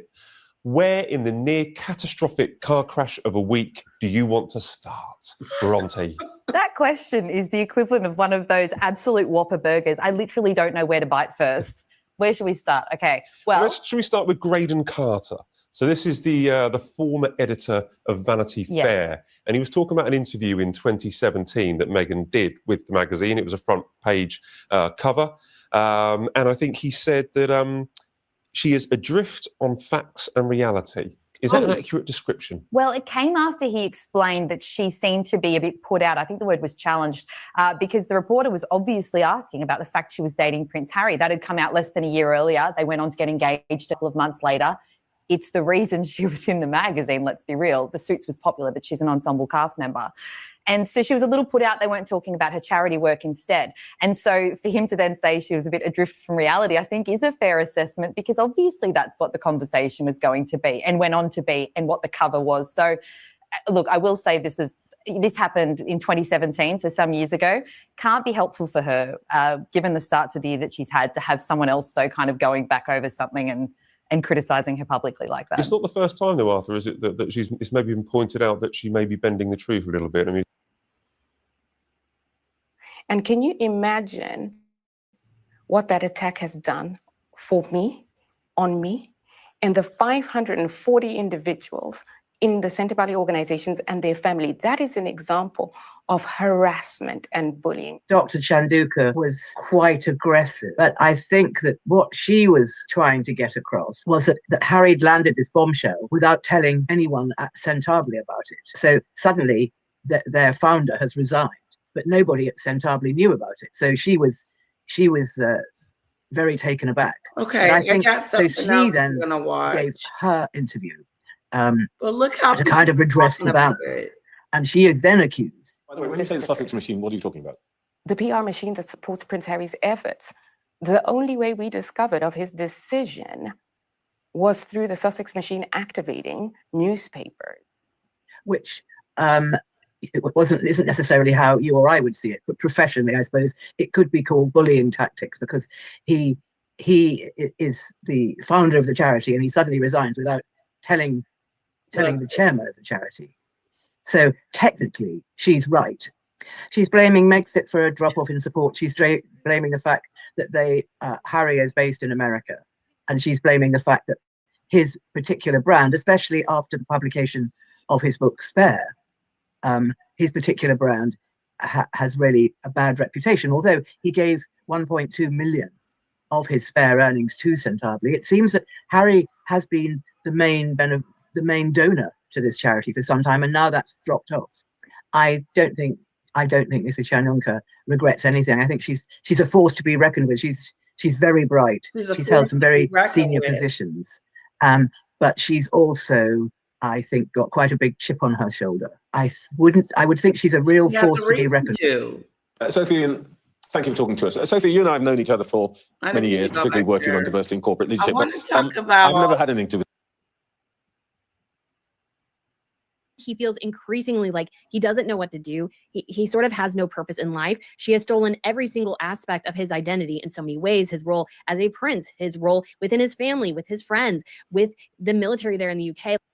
Breaking right now, new reports about hen-pecked Prince Harry suggest that the blundering royal is still treated as Meghan Markle's, quote, servant after 5 long years of marriage. This isn't Brittany, news. editor of the This ain't Royal breaking News news, Network, Dan. will analyze this astonishing report with me in just a moment. But first, Is that breaking news?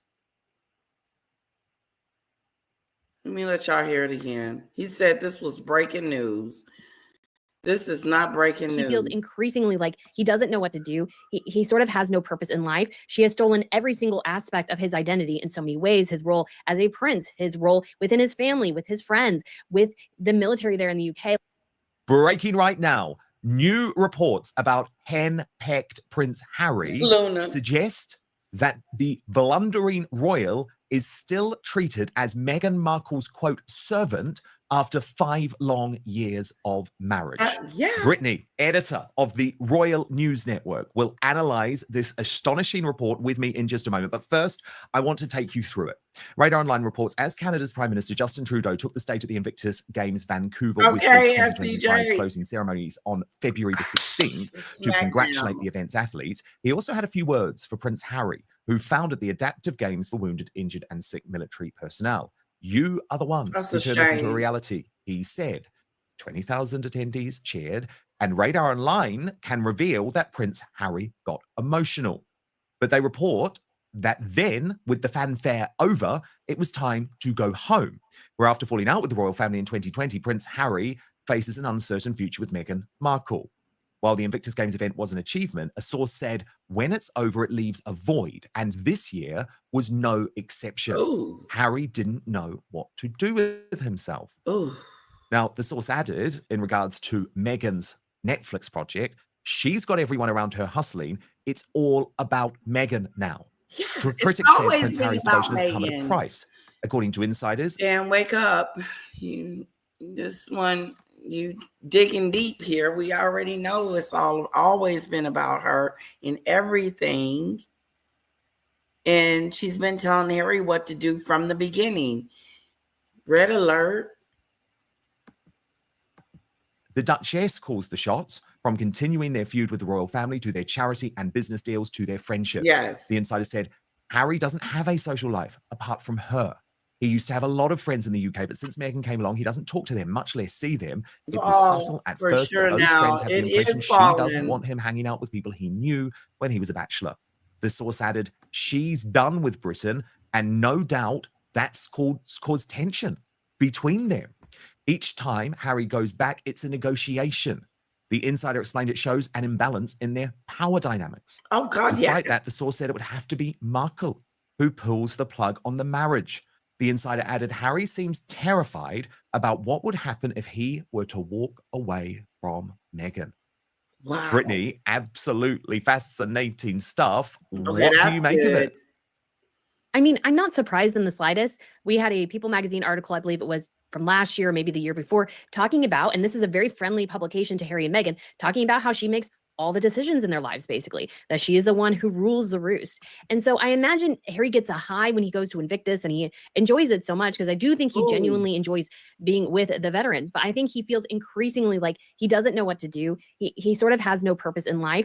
She has Ooh. stolen every single aspect of his identity in so many ways, his role as a prince, his Ooh. role within his family, with his friends, Did y'all with see the him? military there in the That does not look like a happy camper. Doesn't look like a happy camper to me. Was he not a happy camper or what? CJ, slow it down for me. You guys said something up here that made me laugh. I put some stars by it. I'll go back up in just a sec. Look like I got a super sticker. I see a green thing up there. I wonder who did it. I wonder who made it Wayne. Made it Wayne. Why is she on where? She's doing an interview. She's doing an interview about it because she is going to sue. She may get a lot of money. Hello, Scarlett. Beautiful picture. All the time the Queen had cancer, you never saw her go for treatment. Why did the King feel the need to announce yesterday? I feel it was take the focus off of age. That's what Paula said, Scarlett. You believe that too? It did kind of make you be like, okay, is he okay? He's in the hospital. What's going on? But this has picked back up speed.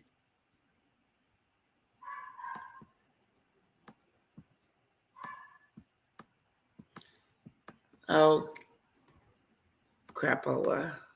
UK, like so many different things. And yes, he made those decisions too. But I think she definitely really, when she got her claws into him, really did pull him in certain directions. I don't think he would have gone in another relationship. I think if he had a healthier dynamic, he would still be in the UK. And we do know Tom Bauer, I believe, talked about how when Harry and Meghan hosted a weekend with his friends, they were all like, oh my gosh, what is with her? Like none of them liked her. They all thought she was sort of a killjoy, could not stand her. And so they sort of had to walk away. And Meghan has made it clear as well, if you're not with me, you're against me, and then get out of my life and his life as well. So she definitely has pushed a lot of people out of his life. And I just do find it very sad. It is incredibly sad. And you can also understand that he would have felt that low when he returned from the Invictus Games, because thanks to Trudeau, he was being heralded, received that huge ovation. Remember, Meghan had been sent home early because she was just completely distracting from the event, and the organizers were not happy with it. But of course, the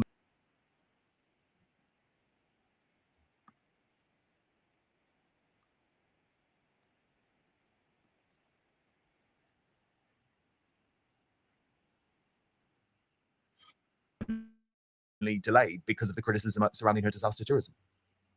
I mean, it's definitely a possibility. I mean, I think some of the fervor over With Love Meghan might have died by the point of the Invictus Games, but she is definitely a distraction to him. She is a distraction to the games. I don't think she cares about the games. We know, like, throughout most of her history, she's not been much of a sporty type person, and there's nothing wrong with that. But this is not something that interests her. This is his thing, and she comes in and she sort of takes over his attention. That's the thing. There's nothing wrong with a spouse going to support their partner during a game, but it's like, you know, leaning on him, grabbing him, kissing him, doing all these things that pull his attention away from where it should be, which is the veterans, because he always has to be there with her. He always has to be holding her hand, doing all these things when he should be out there supporting the other veterans. And I think a spouse who is more secure in the relationship and not quite as needy as Meghan would be perfectly fine with that. I don't think Catherine has any issues with William going out and supporting Urshad, and as she's there supporting him behind the scenes and sometimes in front of the cameras as well. And Meghan just sort of pulls all the attention, and Harry, he enjoys that Invictus moment. But once he goes home, I mean, she rules the roost, she rules everything. And he's just there to follow behind her, picking up after, you know, one disaster after another. So he sort of, I would imagine, leads sort of a sad existence at this point. What about the fact that even when he is trying to go home to the United Kingdom now, she has all of her issues with it and makes it so difficult?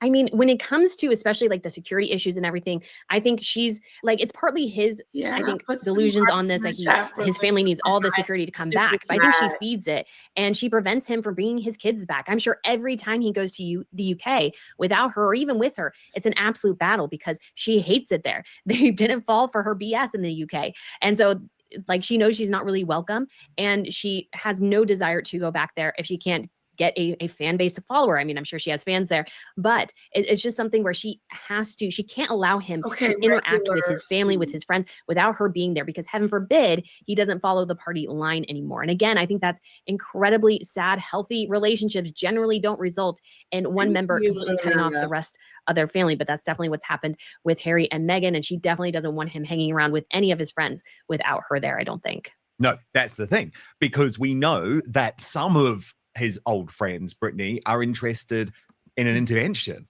once Harry reached out to them again. And so I guess her paranoia could also mean, oh my goodness, he's going back to the United Kingdom without me. What are they going to say? What are they going to do? Well, Dan, when it comes to Meghan, I mean, we know she wants to cling to that title for dear life. So even in the event, let's say, of a divorce or something, she's just hoping and praying that nothing like... Ooh, that'll just put you in a tailspin. Don't ring the doorbell if you didn't call. Thank you so much. Okay, put a 1 in the chat if you guys want to see Vanessa part 4.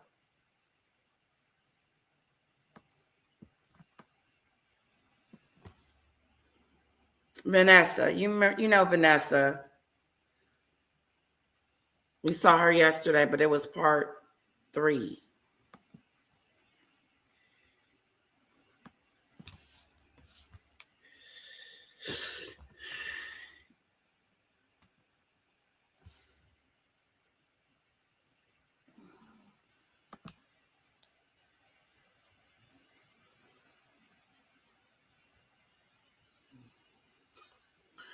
Why does she wear pink?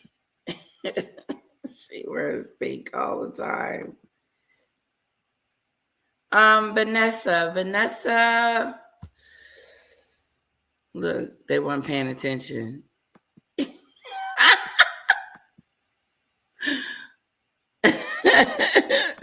Okay, wait. This is so cute. Smart Maroon says, sorry, wasn't listening. What was the question?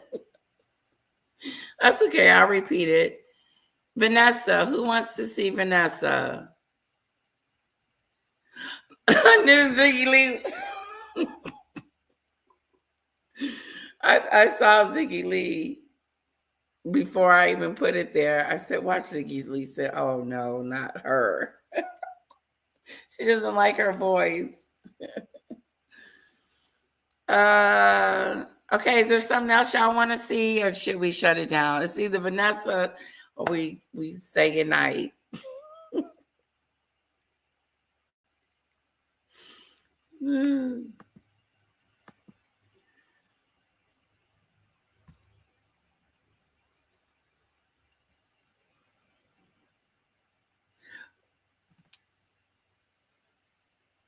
No, I don't know who that is.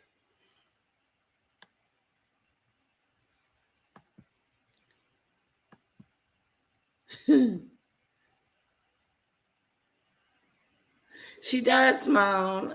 She moans all the time. Oh, shoot. What the? Who that? Okay, Vanessa is going to, yeah, she's going to do a Meghan part. Hey, did we check her Instagram today? Let's see. We are not subscribed to her Instagram.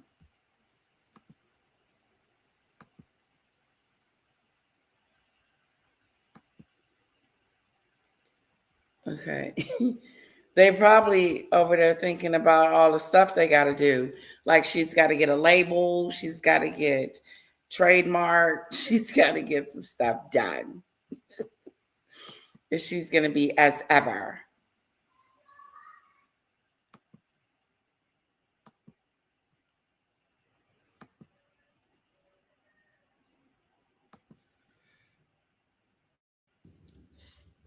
A very warm welcome to you. You find me sitting with clementines today. Welcome to episode 4 of With Love, Vanessa. I will elevate, I will sprinkle joy, and I hope that you will feel that you have just a tiny sliver of the privilege that I'm lucky enough to enjoy. You know that what I like to do is elevate your pedestrian, bog standard, humdrum life so I can raise you to my level, raise you up. That's what I'm trying to do, raise you. Now, we talk about elevating your life. You think it's a concept. I'm here to tell you, elevating is entirely literal. Elevate just means make something higher. You can make yourself higher if you make the right kind of match. You can take yourself from somebody who used to open the box or open the suitcase on a game show to a princess or a duchess if you play your cards right. But elevating isn't just through marriage, I find out. It can be entirely practical. So here we are. This is a column. You might call it a pillar. I don't know what you want to call it, but I call it my aid to elevation, an elevation aid. So let me show you this. This is, we might say, just an ordinary box of Crunchy Nut cereal. Did I mention that I'm going to be producing my very own brand of cereal? It is called Get That Vanessa Crunch. It's got dried mango in it. It's got dried, here we are, some more dried, beautiful hydrangea petals in it. It is the most toothsome and the most elevating cereal you could ever eat. I haven't yet perfected the packaging because I've had a few, don't know if you realize, trademark issues. You know, I was going to call it Southend, Clacton-on-Sea, Frinton cereal, but I think that had already been patented. And I was going to call it, hey, good looking, but they've said that had been patented. So I haven't yet perfected the packaging, but look out for the cereal. It is £18.95 a packet, and you are going to love it. Now, the cereal on a table. Oh, yes, I know. I'm so sorry about the kitchen island. Mark, what's the situation with crowdfunding? £9.86.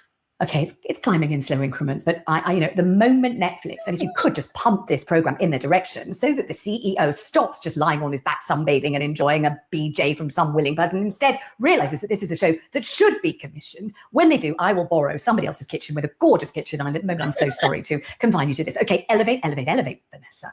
So here's a box of cereal on a table. What does that look like? Uninspiring, quotidian, boring, nothing special. Take that cereal. Place it on a pedestal column. Instant elevation, literally from down there to up here. Suddenly the cereal looks regal and promising, imperious, desirable, aspirational. Let me show you this miracle again, the miracle of elevation. Okay, you take a Terry's chocolate orange, a box of Terry's chocolate left over from Christmas. No, of course, I don't eat.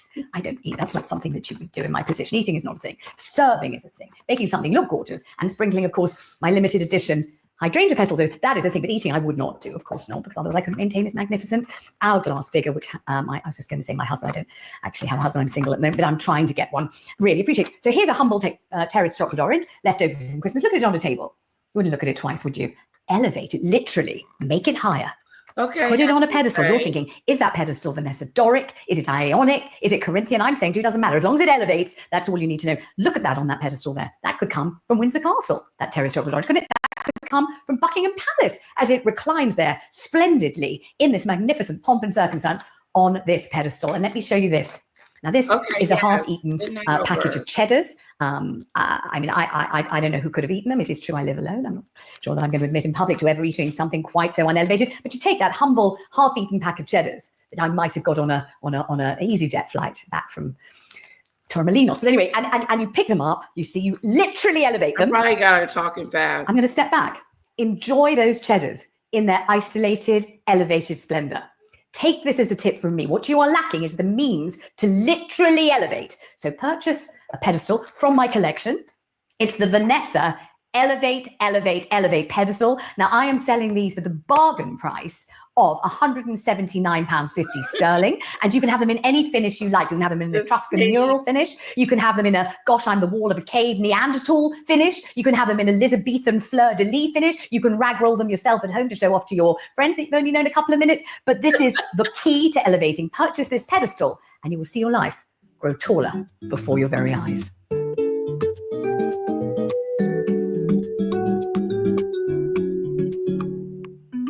Well, I like to elevate my breakfast experience by drinking a beautiful Jimmy's coffee. Now, you're thinking, Vanessa, are you doing an advert right now? Is this a commercial? And I'm here to say, no, but I'd love to be, because I really do drink Jimmy's coffee. And if they would like to sponsor me before Netflix pays me £80 million to do another series of With Love, Vanessa, Jimmy's, here I am drinking your coffee. I love a Jimmy's in the morning. Now, I love lots of other things in the morning as well. Morning Glory, I always find, is a wonderful start to the day if I'm lucky enough to find a provider of that particular service. That elevates my morning too. Morning Glory, a lovely thing, a beautiful, beautiful taste of joy and taste of sometimes other things too in your life. Anyway, Jimmy's coffee. So here it is. Now you think, Vanessa, you've enjoyed the coffee. Now you have an empty can. Naturally, you've had somebody who works for you to wash it out because, you know, there's no point making the strides you've made in life and doing your own washing up. And I concur.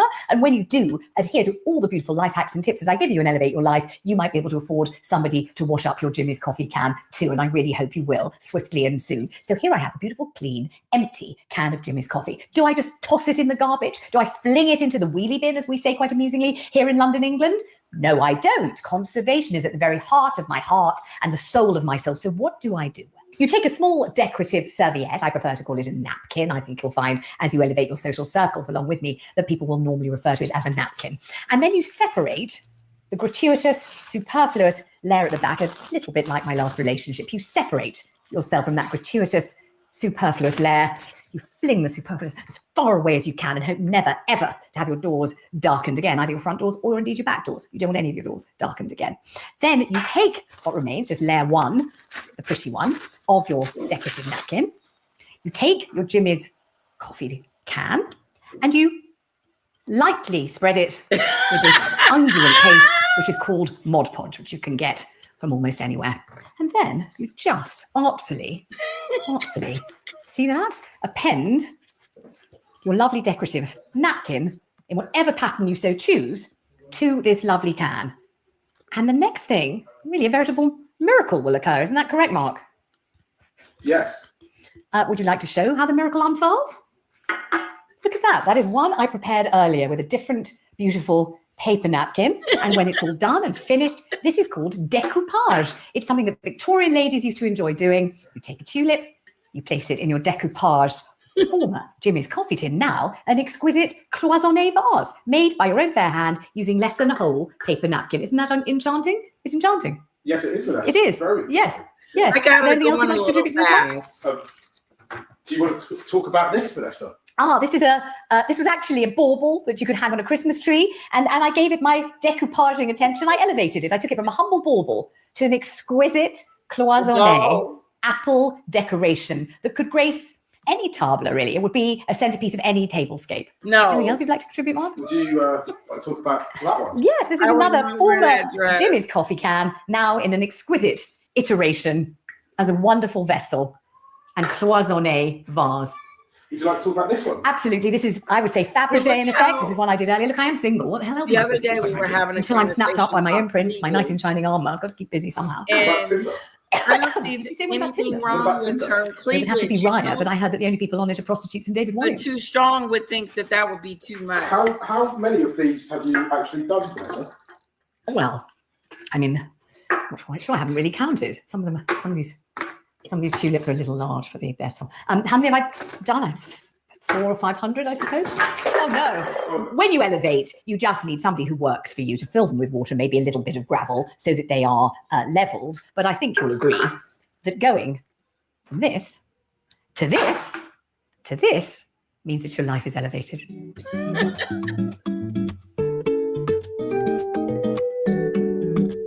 Welcome, welcome. Welcome to nature. Welcome to the great outdoors. Welcome to the smell of the Jubilee line, diesel fuel, all those sweet sensory enhancements that elevate your life. So here I am to show you a magnificent way of incorporating nature into your home. You may not have considered this, but horticulture, plants, they add greenness, they add a little fillip of Mother Nature herself to your home. So this is what I recommend that you do. You go to your local Tesco Express, another supermarket could be fine. You purchase, this is a hyacinth and it costs £2.50. You will see it's in a carton that you don't need. You discard that. Here it is with all its roots just pushing through, and you place it instead in a lovely, wholesome, artisan ceramic bowl. And there you have an exquisite arrangement provided to you by Mother Nature herself that you put on the bedside table when your close personal friends come to visit. Soon, the aroma will be magnificent. This is my gift to you, the gift of a green life with green fingers, and I will be selling hyacinth plants and bulbs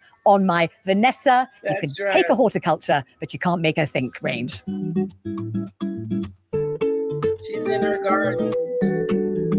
Hello, you may have heard of tugging on somebody's heartstrings, but have you ever heard of twanging on somebody's cheese strings? Now, you may be a stranger, because I know we have a large international audience for With Love Vanessa. You may be a stranger to this utter adornment to the British selection of cheese, but it is called, it's a real miracle of invention. It is called the cheese string. It comes packaged thus, and when you take it out, you'll see it's artfully and neatly arranged in individual little orbs of cheese stringiness. Now, why am I opening my cheese strings? In order to show you something elevating. I'll tell you why. Because you can turn a cheese string, just a couple of cheese strings, into a ray of sunshine, which is what I try to do for you to light up your life. So look at the way. Look at that magnificent. Isn't that beautiful? Is there a lovely kind of orchestral element? Because, you know, the string section of an orchestra, the cheese string is very closely akin to that. So you're dividing this lovely cheese string into a selection, think of it this way, of the sun's rays. And you're going to... Oh, God. So, sorry about the bra, folks. Not quite sure what to do about that. Okay, well, how about that? Does that... Yeah. Okay, good. So you're going to be taking sections, like orchestral sections, like the string section of an orchestra, and simply separating them and then arranging them enticingly in a sun's rays pattern. So you're replicating the rays, the majestic, warming, and sepulchral rays of the sun. And you do it simply with a cheese string. I think, because I know you're on a limited budget, because you haven't yet managed to elevate your life sufficiently, and I feel for you. I remember what it was like when I was just an ordinary, humble person before I was famous. I think you could eke out one solitary cheese string to do this. I don't think you'll need more than one for this. I think if you're just ingenious and delicate and deft of hand, you can actually manage enough sun's rays with one cheese string. So this has cost you very little money. Look at that. Do you see that? And then how are you going to make the face of the sun? Well, you take an orange like this and simply slice it into a beautiful, sunny sun's face. You put it in the middle of your wonderful, concentric sun's rays, which are warming your heart and soul, elevating you in ways you never even imagined. And here you have it. Welcome to the sun. Do your downward dog. I hope it will shine on you throughout your day and on your families and friends too. Okay.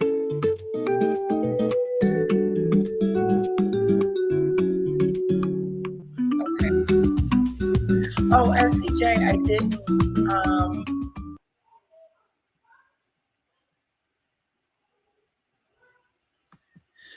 I checked my email. I didn't see your email. Did you send it? Guys, did you enjoy it? Did you enjoy that? This is something else. This is really shocking that Sophie is going after them. She's nuts. Love you, Ziggy Lee. Okay, great, good.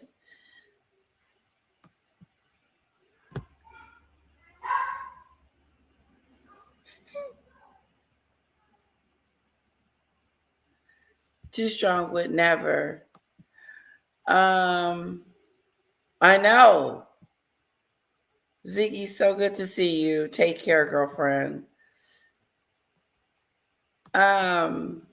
Guys, I've enjoyed this on Sunday. I really hope you enjoyed it too.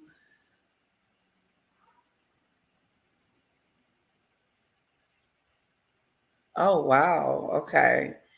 Vanessa's last fella. I know SCJ said something about they didn't do good. Vanessa's last fella was Black. He was a one-hit wonder singing songs, was turned around. What do you mean was turned around?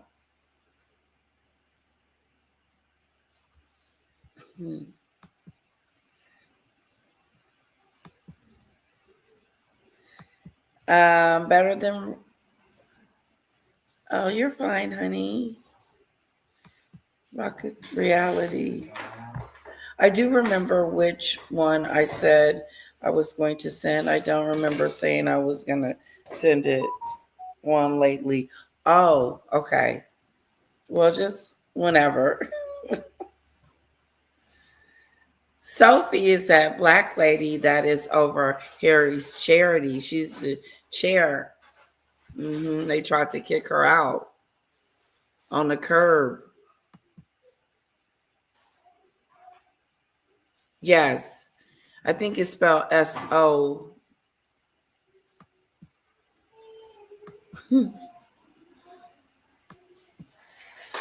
I know, right, honey?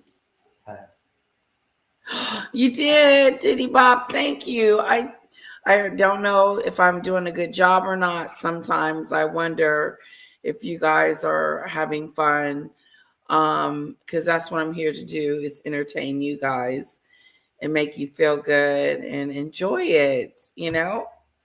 What did I do today? Oh, what am I going to do today? I'm going to get my daughter's clothes together and hang them up. It's starting to get hot outside, so I wonder, do I need to switch over her clothes from wearing long sleeve to more short sleeves? And let me get the dog. He's ready to come in. And so I'm thinking about that.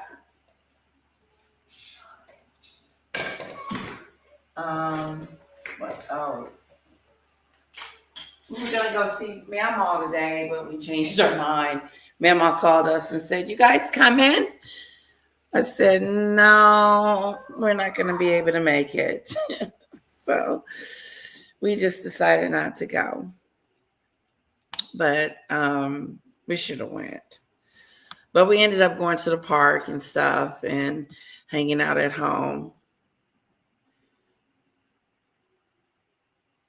Love you guys. So that's what we did today.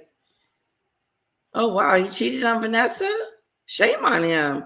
He sang a song, turned it around. He's called being...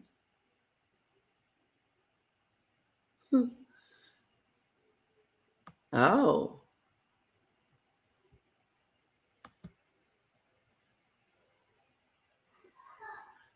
Overdue. Driving, but I'm here. Okay. And Judith, you are doing a good... Oh, thank you. Some young ho.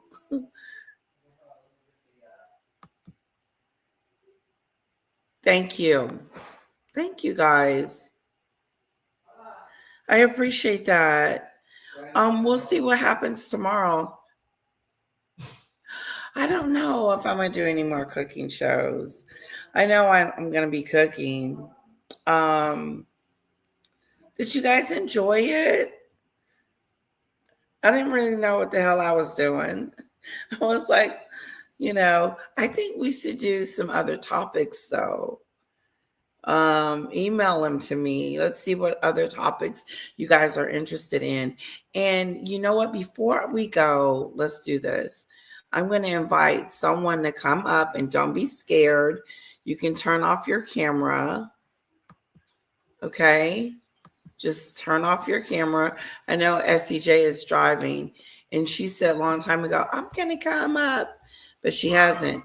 There's the link. Don't be intimidated. Don't be scared. If you would like to come up, keep your camera off. I'm going to ask you a few questions, and then we're going to sign off. How about that? Yeah, I don't even do the videos anymore. I've just been doing the lives. The videos are a lot shorter. Thank you. Thank you, guys. The cooking show was great. Okay, who's coming up? Who's coming up?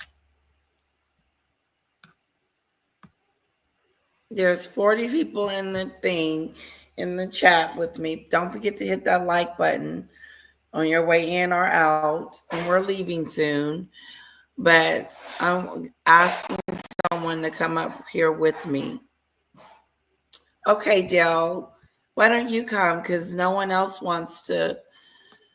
I can't get anyone to get up here.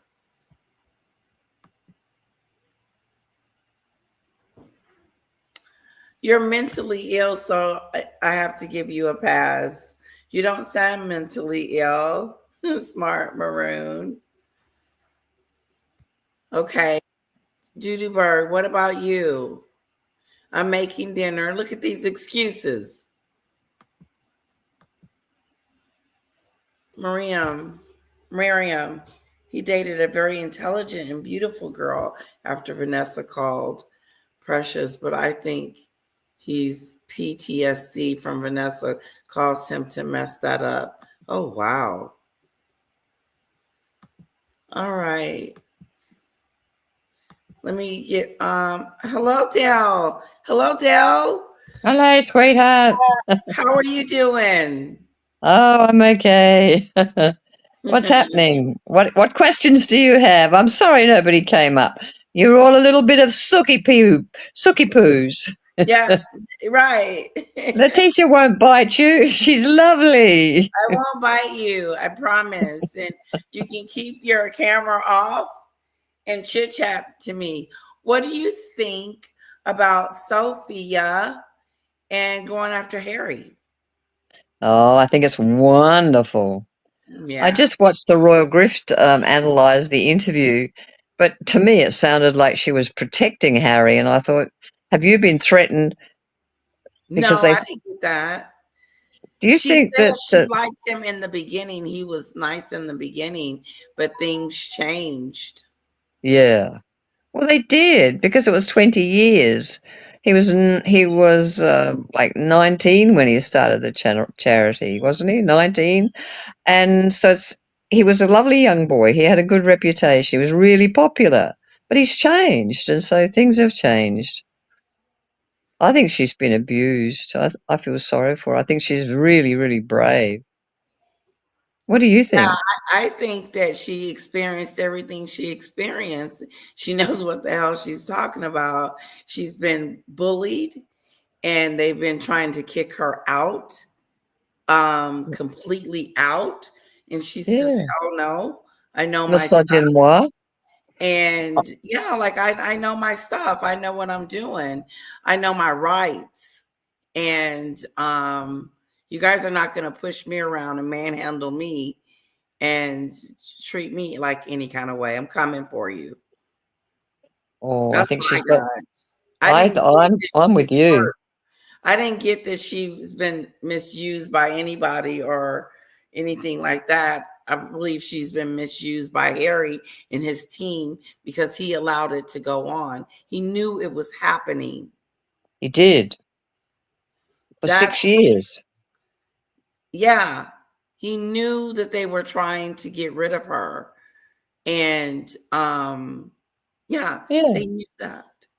He knew I'm not that. sure when did that exactly start. I think when she started to look at the downfall in the Yeah, revenue from exactly. patrons She said initially. Yeah. she did a 7-year tutorial, and she said that it was they were losing sponsors and losing people. Yeah. And that began after the interview, the first opera interview, didn't it? That they started to drop off then because they were separating themselves from the royal family, and a lot of people were supporting that charity because of the royal family and Princess Diana. She kind of made it seem like right after Brexit, things all hell broke loose. Yeah. Oh, yeah, big time. See her Then it really got bad. Meghan popped up and wasn't invited and invited herself, her and Serena, to the polo match to be on the Netflix show. Yeah, that just wrecked the whole charity. They lost millions. They had to pay for Serena to come, and her security and her family. See, And a she didn't support even group. say that. Oh no, she didn't say that, but that's there. It's in the records. That's what the Royal Griff was talking about today. How much it cost to have Serena there, and how much it cost to have Meghan there. Right, And that all, exactly. and that all came out of the charity coffers. It just diminished the whole. And I don't even think he played. Did he actually play in that match? Looked I like can't he remember. did. He had on the clothes. Yeah. But it was so lackluster, and the bits we got, yes. we saw nothing. We saw her walking around the yard, and she was cuddling some little girl, and I mean, I don't know what sort of footage they got for Netflix. The whole thing was a debacle in the end. Yeah, exactly. It was. Then they had to get a new charity location, all because they wanted to do the polo on Netflix. It's all about them. It's all about them. And the people that were donating the ground said, "No, we want to be paid. If this is going to be a Netflix show, we want our cut. You pay us." And they said, "Well, no, we're not going to pay you. We can't afford to pay you. It's a charity." So they went somewhere else. I think it was Nacho's connections that got them the other polo field. Oh. Because he's quite, big in the polo world, and he's quite big in the society world, and so it was a done deal. It was easy to get a new ground, but it was a mess because they'd been planning it for months, and then it just turned into a chaos. And that's Meghan coming with Serena and bringing the Netflix. A +1, and didn't even call ahead and say, okay, we're coming and all this other stuff. She said it was so much chaos.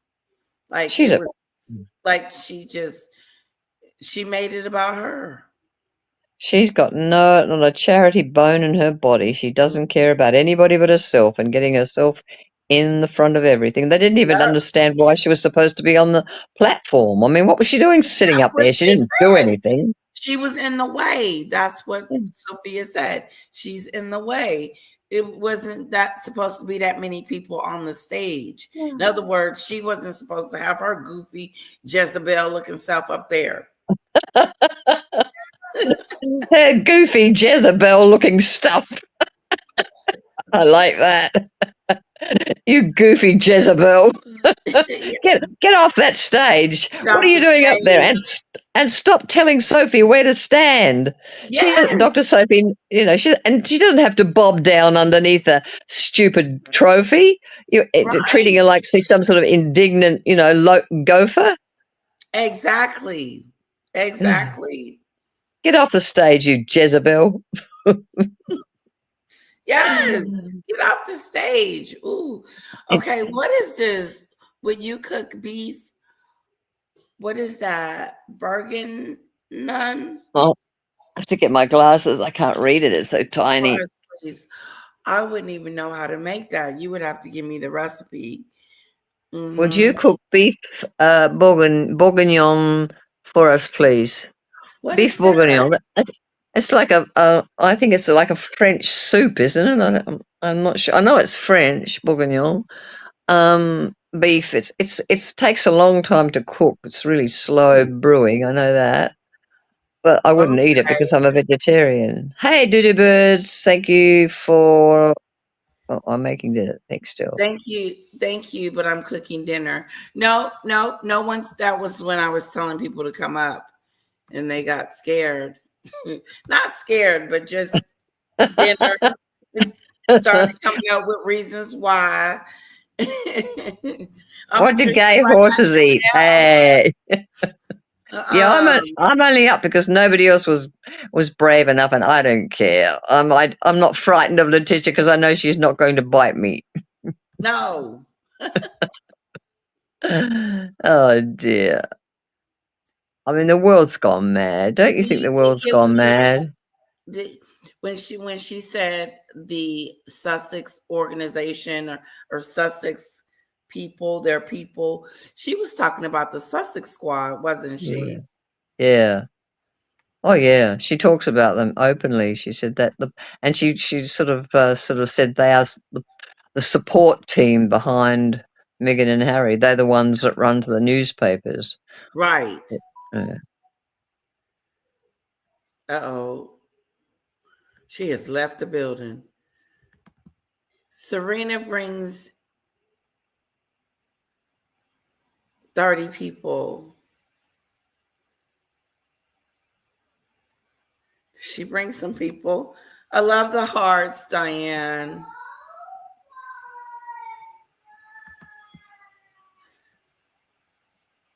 Letty? In the car still. Thank you for going up, Dale. I appreciate the encouragement, though. For me, your voice is much nicer. Oh, please. I sound like I have this raspy voice. I think the older I get, the worse it gets. Brugga knees. Okay. Hello. I'm back. What was that about mentally ill? Who's mentally ill? Oh, I think I don't want to say they're joking, but Smart Manor Maroon said that, saying she can't come up because she's mentally ill. Well, that's good. We like that. I know. That's fun. We need that. Yeah. Look how well Jag does. She's mentally ill. Maggie was playing one of her phone calls to the support group for returned vets. She's as crazy as a loon. she's Oh, she just not finding out. We were all lying before. Oh, it's just a minefield. But I did watch a great live with Paula and no, I don't know his name. He's an English man who's really he lives in America. Do you know him? The one Paula talks to? No, I don't. He's a returned soldier and a vet, and he's also, I think he writes books and things. He's really good. He went home to Britain for a while, and he said it's just terrible. He went home to his hometown, and he said there wasn't a single white person in the street in his local. Is he a lawyer? No, he's a blogger. He's just a blogger. Okay. If I could manage this without cutting you off, I'd check my subscriptions because I subscribed to him this morning because he's really good. He doesn't hold back. Yeah. And she brings up everything, and he just talks about it. And the things they were talking about was, they were talking about that case where the old couple got arrested by 6 policemen because they posted something on an app that was about a teacher at the school, and so 6 policemen came to arrest the poor old couple and put them in the cells for 12 hours. And yet you can rape people and stab people in the street. And one doctor raped a patient, but of course he wasn't an English person. They said, "Oh well." For something they put on the internet? Yeah. Yeah. Oh yeah. It's crazy. The world's crazy. England's crazy. The laws in England are crazy. They've That gone back is to something. it's Stalinistic. Wow. They said somebody, some doctor raped a patient, but because he was foreign, they said, "Oh well, it's only a one-off. You can still keep being a doctor. We don't care. We're not going to charge you." And yet, these poor old couple in their 60s put something on the internet about their child being shown porn at school. They get arrested. It's just insane. Sometimes I just take to my bed and start taking tranquilizers. Oh. Because the world's gone mad. Wow. And our government is so corrupt in I Australia. wonder what they is showing them kids at school.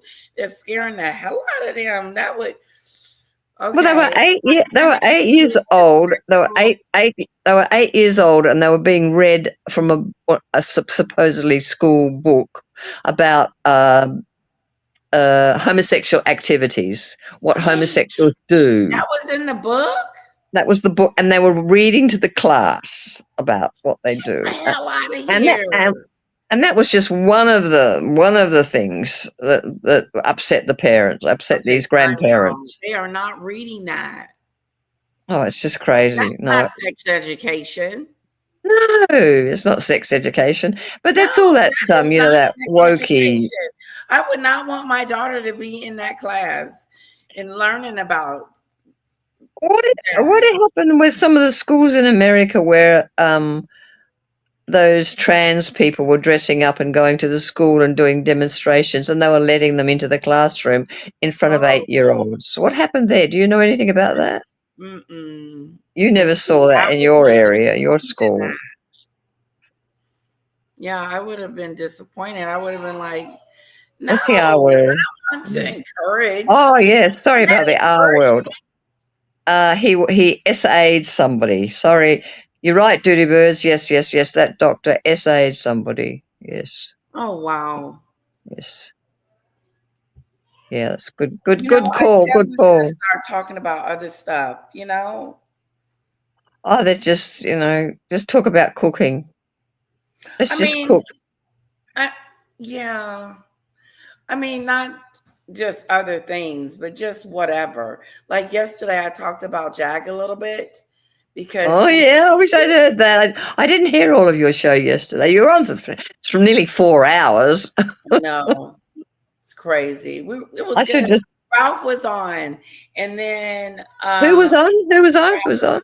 Ralph. Oh, Ralph. Yeah, Ralph. I love Ralph. Yeah. Yeah. So he was on a couple of hours, and then I did the Meghan. It was good. But no, she's stupid. She said that she get her cycle, and that means God still want her to have kids. I don't think. Then she starts talking about me, calling me Tigerian woman, and how my daughter, people think that I'm her grandmother and not her mother. Oh, that's old stuff. She said that ages ago. I know. It is old, and it doesn't make it's stupid because I know I look better than her. 100 times. Boy, she's really. It's just, yeah. Was she talking to you? Did she come on your channel? No, she was on her channel saying this. Of she's that's using old material. She's said that a million times, Lady Targaryen, and it was recent, and I was like, it was. Oh, I think she needs her lithium. It was recent, and I was like, is she saying something about me now? I said, she wrote a song. I swear to God, she wrote a song about me. She didn't. I believe so. I was trying to play it yesterday, but I couldn't.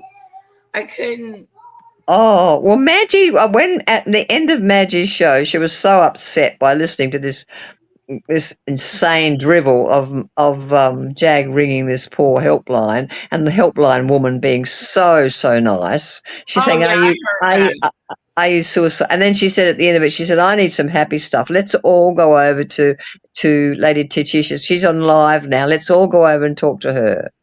And that was good. They did. People came over. Who? Oh, it's Vanessa on. Vanessa Burge. I love her. Is that Lady Vanessa? Yeah, we did that earlier. All right. She's going to keep going. She's just going to do them. Okay, that was a little bit singing. Okay, okay. I wanted to show you the video if you want to see it. Is this Vanessa? No, not Vanessa. This is Jag. Oh, yeah, sure. Yeah. Yeah, this, I'm going to show you guys. I'm going to try. Oh, let's see. Where is it? Yeah, on Maggie's, wouldn't it? No, I think I got it under YouTube. Has Jag still got a channel? Oh, here it is. Not folding chairs anymore, Lizzo. Crazy business together. Okay. I'll be saving stuff. Hang up yours. What? Okay. You sit on this platform with Maggie and let her call me all kinds of bitches and hoes. Have we on this platform? Okay, shut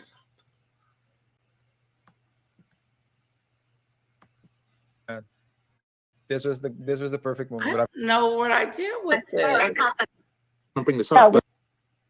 I think they're going to play the bit about you. I don't even give you any exclusive content. We'll come over to Death Row Records. I mean, come over to 82 channel. Who are trying to call that CP? We'll have pre-shows and after shows for all videos. We also will have exclusive interviews and mini vlogs from me when I'm on location, vacation, or wherever I am. I could be at the grocery store, at the gas station, getting a wrap. You just never know what's going on. Why is he talking? Come over to my channel, join the membership. We're gonna have a lot of fun. We got 3 different levels. We got $6.99, $9.99, and $19.99. Now, some of you are probably wondering, like, 82, your price is way too high. You need to cut it. Just so you can't stay. You know I'm unemployed. Y'all need to help me out. He's always, you put him on, you snapped on his channel, you snapped on his recording. You've saved it. It's one of your saved ones.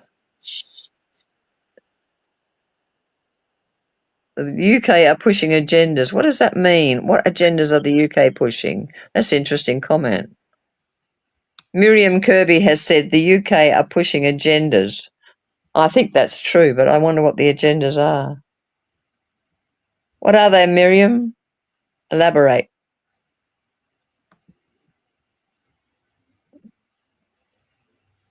Okay, I'm going to try one more time. Okay. I like your naked shoulder. Oh, thank you. Very glam. Here it is.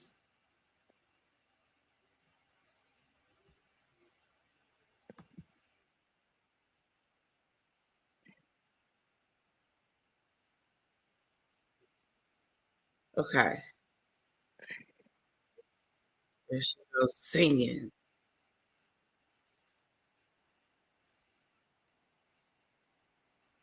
Okay, here it is.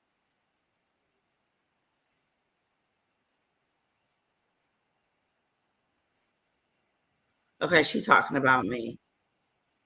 Right. Okay, hold on. Let me get back here. You guys can hear? Can you hear it? Not we anymore. can't hear it. Could you hear it before? We could hear before, but there was somebody else talking. Okay, good. Okay. Just a sec. Let me get my thoughts together. Okay, guys. Yeah, we have switched the subject.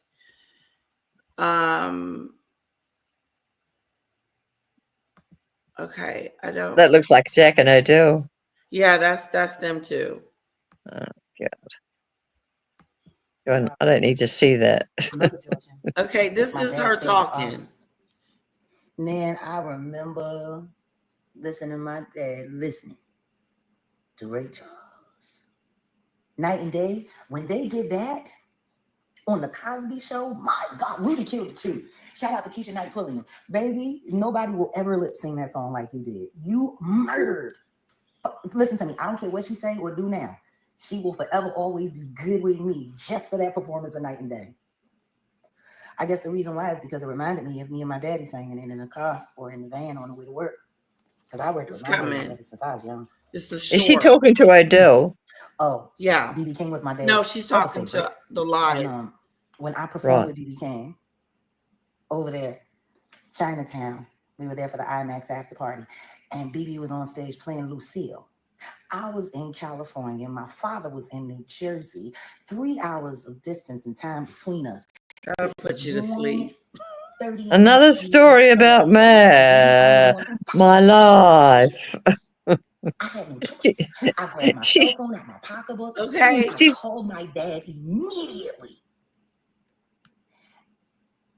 And I woke him up. And it was about, like 4:30 on the East Coast. Okay, it's so coming. I was calling him early.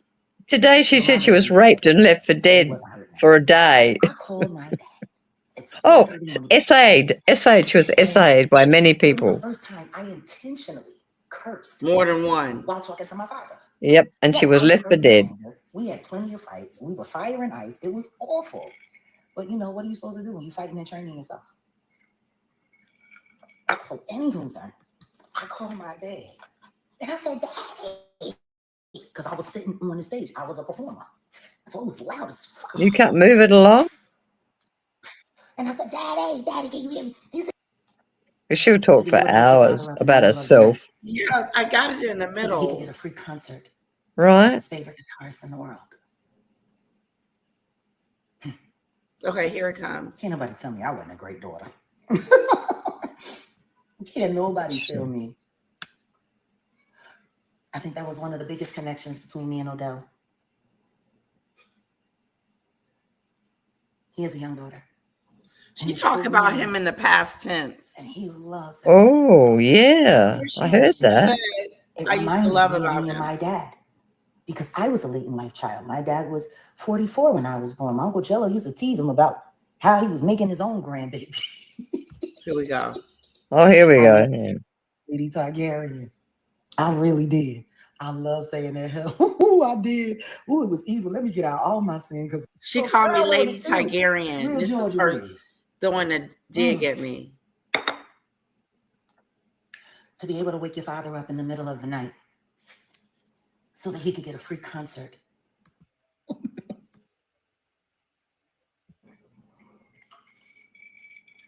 My Uncle Jello sure did tell my dad. My dad was complaining, I'm 50 years old and I ain't got no grandkids yet. My Uncle Jello looked at him, he said, what you need grandkids for? You make your own. I told you I come from a long line of amazing assholes, and I am so proud to be one of them. I really am. Oh, my God. Wait a minute. So I'm thinking about doing a troll EP. Wait a second. Let me do a poll. Should we wait? Oh, God, there was this one part. A troll anthems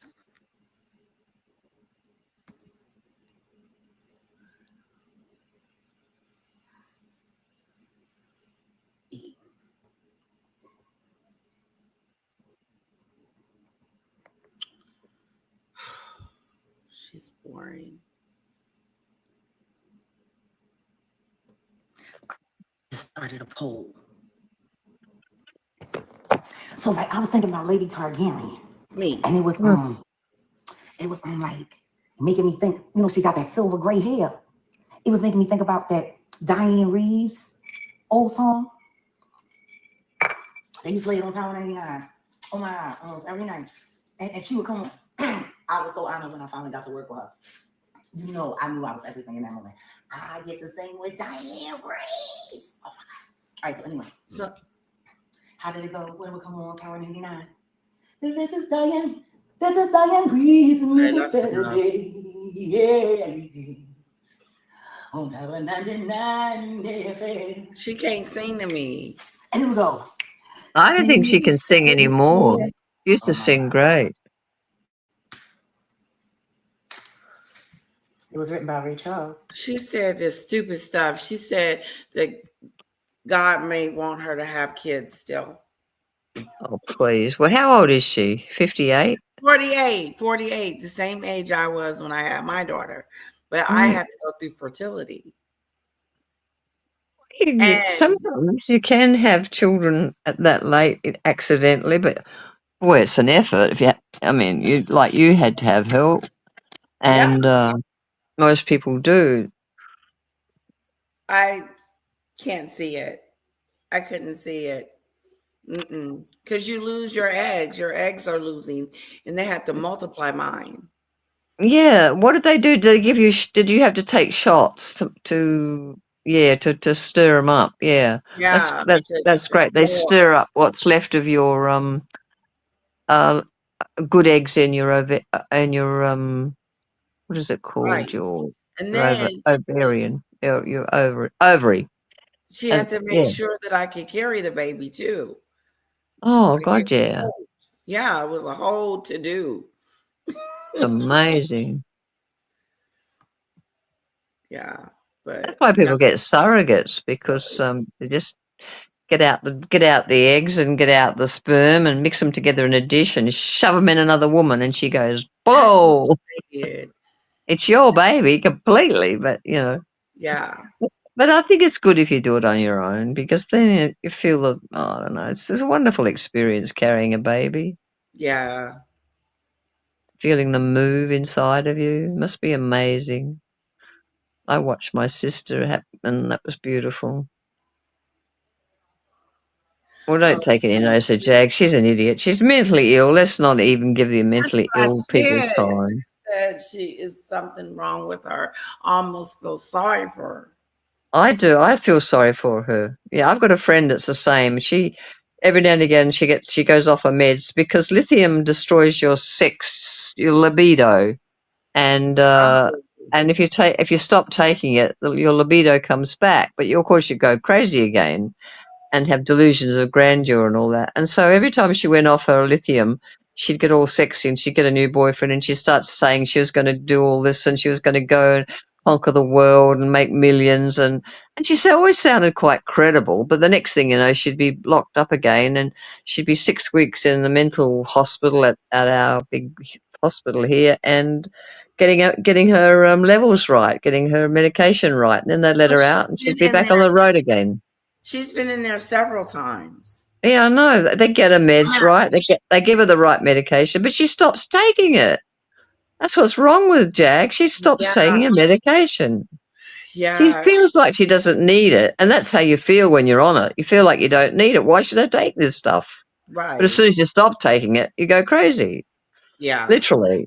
And she does. And that's what it sounds like. She doesn't sound right in the head.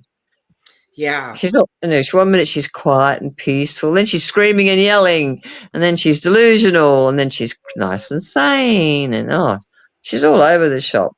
Yes, Diane. Yes, Dale. What'd Diane say? I can't read it. Let's see. Diane. Homeless. Diane says Jag is homeless. Oh. The last thing she this morning she said she's really rich and she's in her studio. She has a studio and that's where she's staying because there's security there and she's safe. Okay, sure. Got your own studio with your own security. You must be really rich. Yeah. And now Diane says she's homeless. Oh dear. Oh. Well, Jonathan Hayes said she's really good when she sings live, and he wanted to make a live recording of her, and it would make her a lot of money, but she was so difficult to pin down, and then she'd start talking in the middle of singing, and it was impossible to do it. I feel she's her own worst enemy. But I mean, she really did seduce Maggie and make Maggie believe that she was a normal crazy person. I mean, a normal person who was crazy, but only crazy sometimes. Maggie must have known, though. She had to know But a I think little. they were using each other because it made Maggie's channel grow really I think she big. was You know, enjoying it. I think she enjoyed it. I think she did. I think she was playing a game, and she's very clever, and she did it well. And I think And now she enjoyed it. And then it just got good to the point where it became a challenge too. yeah. And then when she took over and she really started to abuse her, then she said, "No, I'm not playing the game anymore because you're not going to push me around and tell me what to do." And Odell ruined it for her because he was there abusing her. She wasn't Yeah. going to take it from. She didn't mind Jag abusing her because Jag goes hot and cold, and she thought, "Oh, well, it's just Jag being Jag." But when Odell started abusing Maggie, that's when she lost it. She said, "No, this is my channel. You two can get off. Go on, piss off, both of you." Yeah, when she started being bullied, she Yeah. realized that, wait a minute. Yeah. No, not having that. Because she's quite a strong person. She's nice now. She's like her old self. I wish she'd go back on Sean. Is she? Maybe I don't know whether she is or not, but I wish she would. I wish Sean would have her back on again, but I don't think he will. He's got a lot of stuff going on at the moment, so Yeah, I I don't still think. don't know this Maggie. Oh, she's nice. She's nice. No, I mean, I'm not saying that she's not nice and coming He to said my name. She was talking last night. She came on and she was doing a live, and I caught her really quickly. And I had been listening to her interview with H.G. Tudor, Yes. and they had a bit of a fight because he said something to her that got a goat, and she said, "Oh, so I'm not allowed to speak?" And he said, "No, you're not allowed to speak," or something to that effect. And it sounded really argumentative. And then she just got her cool, and she was really quiet, and she was really nice. And I thought he was a pig. And so I said to her that. too? Hey, H.G. Tudor, you know that English guy that does the Oh, analysis of him. he's Yeah. a narcissist. He does narcissistic interviews with people. He offered it to me, and I thought because my mother was a narcissist, my sister was a narcissist, so I sent him a email and said, "I'll come on your show if you like, because I can talk about narcissism till the day how it ruined my life." And he said, "Yeah, come on. Here, send me an email and give me your details and give me a précis of what you're about." And I just thought, "Nah, you're a pig." I didn't, and I just ignored it. And so he took the email down, and it's impossible for me to contact him now. And I don't want to. I don't approve of him what he does. I mean, I approve of him, but I don't like him. Anyway, he went on. He was interviewing her, and everybody was saying it was Murph because they've got exactly the same English accent. Oh. And so they kept saying, "Oh, it's Murph, it's Murph. It's not really it's not really HG." And anyway, HG had an analysis of. She was asking Maggie was asking HG to give an analysis of Jag as a narcissist, and he did. And then it was. I didn't listen to any more of it. It was boring. And I said, but then when she came on this morning and she was talking about it, I said, "I thought HG was a bit rude to you." And she said, "Yes, Dell." She said my name. She said, "Yes, Dell, he was. He was very rude to me. He's a malignant narcissist, and he was belligerent, and he was rude to me." And then a lot of other people commented, "Yes, we thought he was rude to you too." And so, but she was very polite. She kept her cool. She was a real lady. She didn't come back at him. She could have, knocked him down, if she wanted to, but she didn't. Because she wanted the interview. It was important. It was a big score to get an interview with HG because he's got millions of followers. I mean, he had the twins on, and he's had a lot of people, a lot of bloggers on. I think he's going to do revealing the narcissist. I think he's going to do her. I wouldn't touch him with a barge pole. No, I just ignored it. Don't Okay. if he contacts you, don't have anything to do with him because. Okay. But you'd have to contact him. You'd have to ask him, would you want? But then you've got no narcissistic tendencies, but you could say you were abused by a narcissist. I don't think there's a story there, though. But I think He there was a just wants story to with. talk to people that are narcissistic. Or Yeah. okay, Jack wouldn't know the truth if jumped up and bit her on the ass. Well, that's true. No, I wish Maggie well. I think she's doing great. I think she's got a great channel. I think she's got a great subscribers and a great platform. Yeah, And, well, HG was very complimentary to her. He said, "I think you're doing really well. I think you handled the narcissistic tendencies of Jag very well, and you kept your cool. And it's very hard around narcissists because they're very controlling and manipulative and abusive. Yes, everything." And she just put up with it, but she only put up with it for just so long, and now she stopped putting up with it. Yes, she did. I don't blame her. Jag was abusive. Good for her. Who's smart I think moron. she feels like she's free, you know? I think so too, yeah. I don't know where she's going to go with her channel, though. She seems to be finding her way. She really wants to talk to you. She really does. She wants to have you on and make amends on her channel. We've already made amends. Have you talked backwards and forwards on on her channel? No. Mm-mm. Well, she really wants that. She really does. Oh, She doesn't. no, She doesn't want to. She doesn't. okay. I really think you should, because I think it'd be good for your channel. Because people would hear you and they would hear what was done to you, and then they would come and watch your channel after that. So you'd gain a lot of subscribers, and it wouldn't hurt, because Maggie is really nice now. She's her old self, and she's the Maggie that you used to like. And you could say that. You could say, "Well, Maggie, it's lovely to talk to you. You just sound like the person I really started to like all that long time ago." And see, she's already admitted to what she's done. So she has. Yes. Mm-hmm. She did. She said, "Letitia, you were right. Jag did. I stopped talking to you because of Jag. I did. It wasn't because of you didn't have any empathy. That was not true. It was because of Jag." Yeah, it was. I went on her page.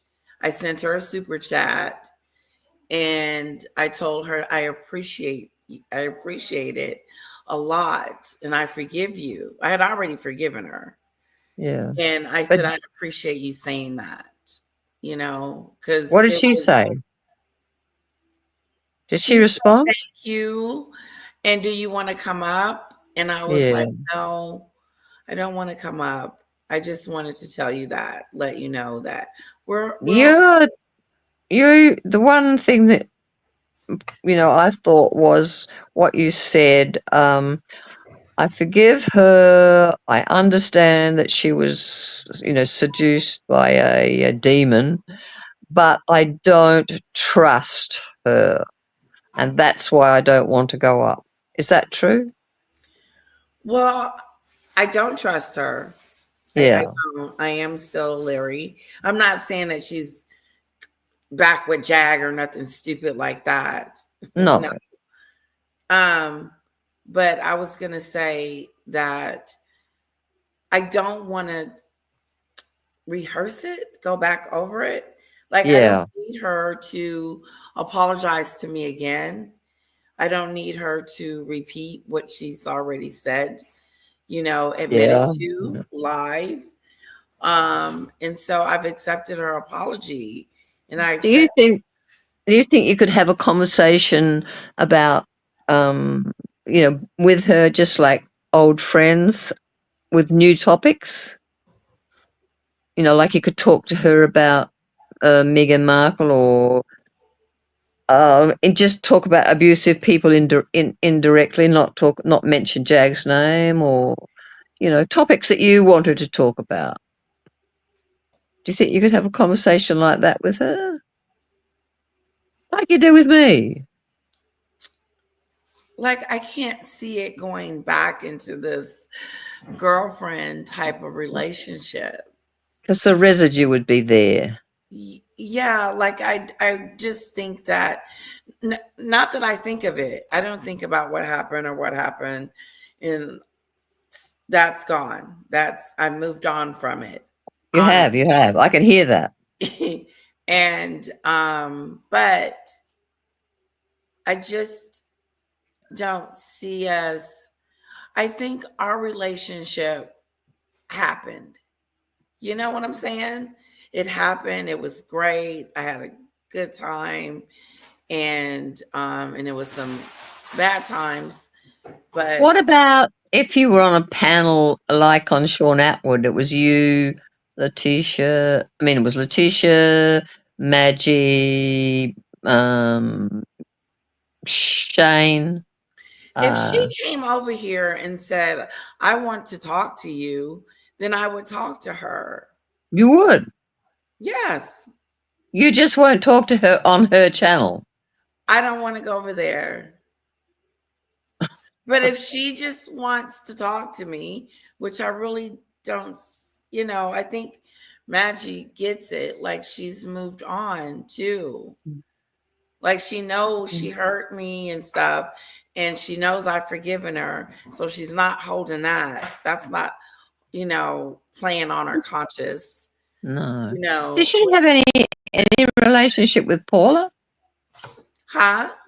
Did she have any relationship with Paula? She did. She did. She She said did? some things Mm. about Paula, though. So she does owe Paula an apology, too.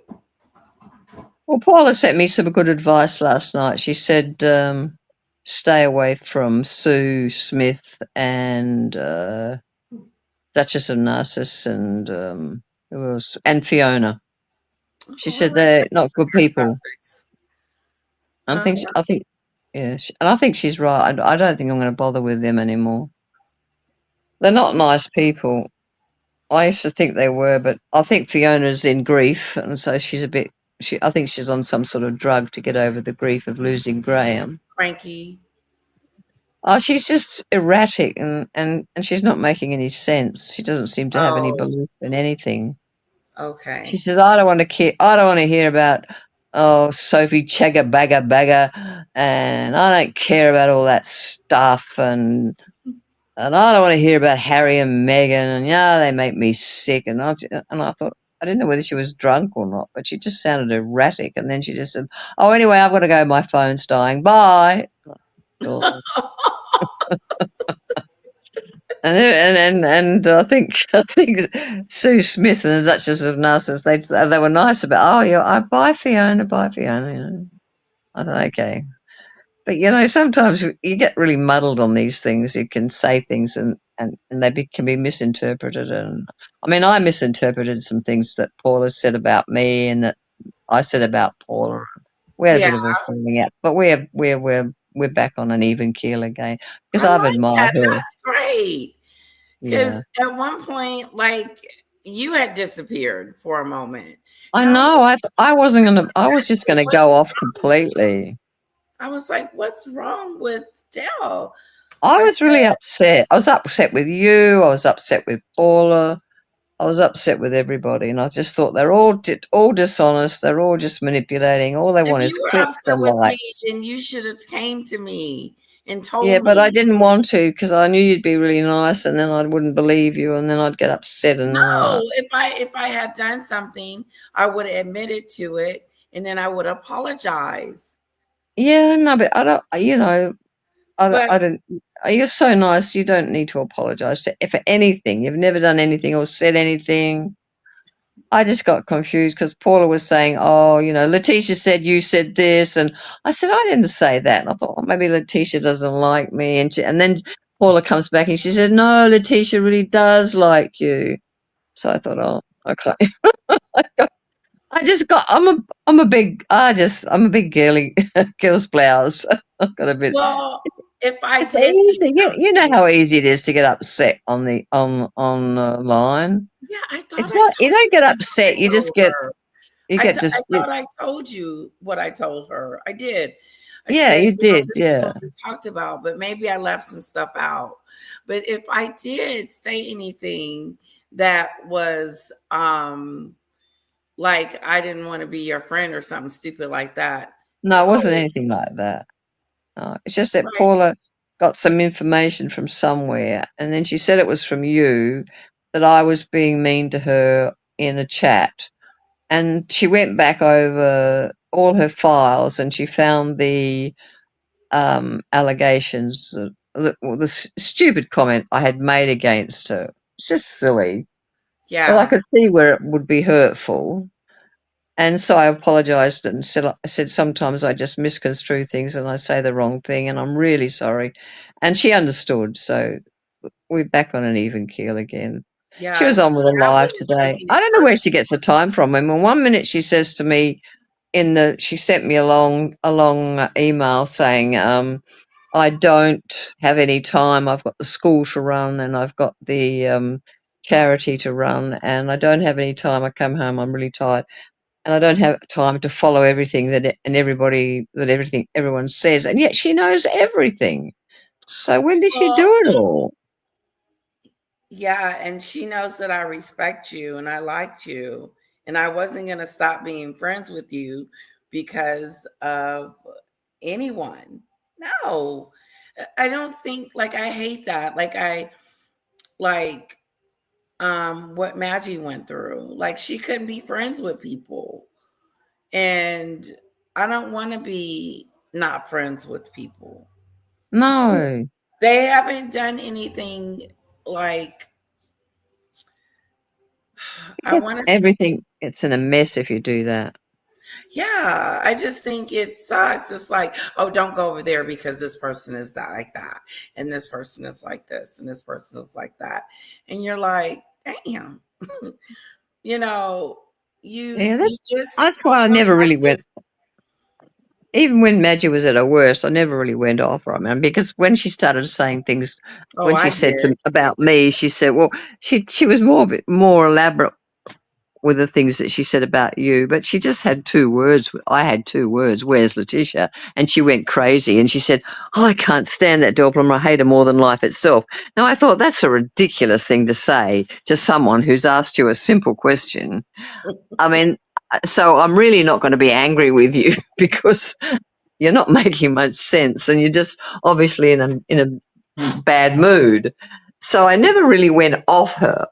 But I really did think that she was being manipulated by Jag. But she was much more vindictive to you. Well, she said horrible things. Off. I mean, you've probably got a tape of it somewhere. Here's the thing, Dale. I used to tell myself, like, I am not going to get into an argument with another creator. I'm just not going to do it. And then here I am doing it. And I did it. And I never thought that I would. I honestly I explained my side of the story and left it at that. And then I just never saw myself doing what I did. You know, like just going off on her. Well, the same thing with me. I thought, yeah, I know exactly what you're saying because I thought exactly the same thing. I thought nothing they can say is going to upset me. I'm not going to get upset. They're all, it's just rubbish. I'm not going to get upset. I'm washing my hands if you hear water running. Okay. Hello, Shy Chat. I'm still with you guys. Are they still there? Is anybody still there? Yeah, the side chat. They hang out with me. I appreciate it. They'll stay. But we're not going to be too long. It's not going to be too much longer. How many people have you got listening?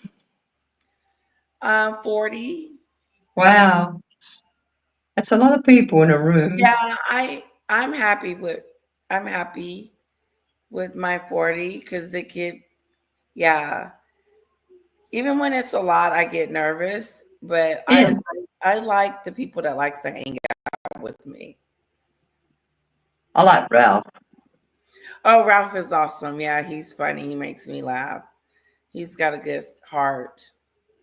Hey, Christine's back. Yeah, she is. She apologized and she's come back and we're all friends again. Oh, good. I think I said something mean to her. I said you betrayed us. I called her a traitor. I said I told her she was betrayal, and you called her a traitor. It's the same thing. I'm glad she's back though. Yeah. Is she going to come on live again? I don't know. She's welcome to come. if she was, yeah, she wasn't here today. She was here yesterday.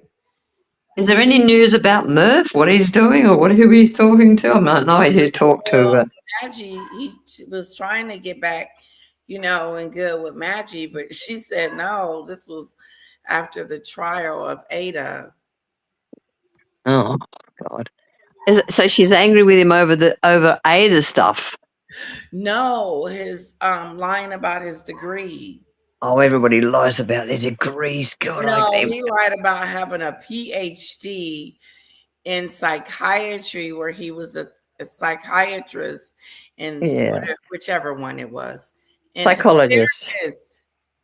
Yeah. No, he's scary. He's scary. I wasn't mad at her when she, I couldn't defend him.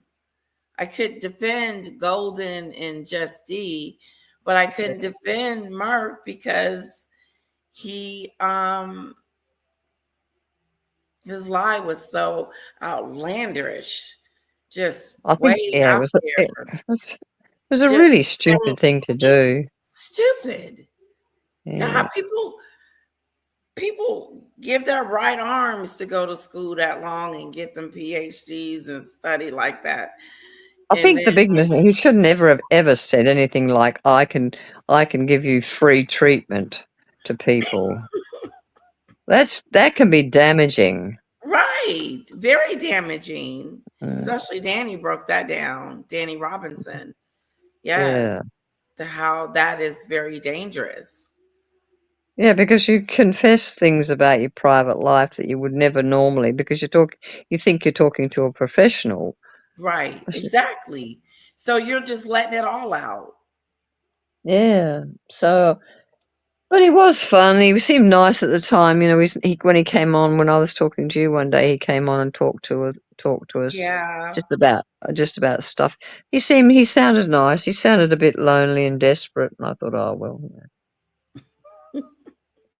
But when he started saying, he did sound yeah, desperate. he did. Mm-hmm. Yeah, and he was very. I think he was.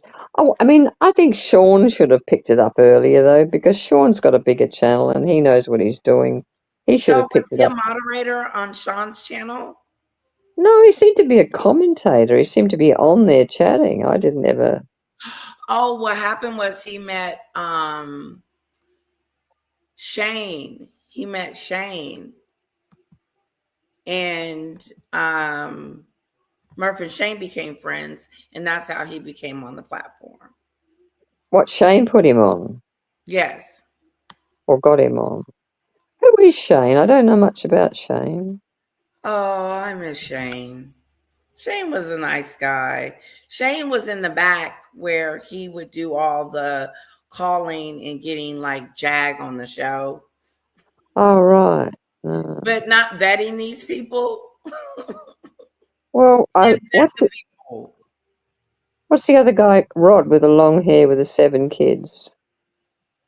Is it Rod? Ron, yes. Ron. Mm-hmm. Yeah. He's doing this thing now with this lady with psychic readings. They ask questions and she talks about numbers and readings and stuff. Who's this? Oh, Ron. He has this psychic lady on. She's older. Mm-hmm. He has her on quite often, and they do a live. You still do? Yeah. I don't really believe anything she says. I think it's all rubbish. I mean, she's sincere, and she has been doing it for a very long time. Yeah, she did a reading on me, but I totally forgot what she said.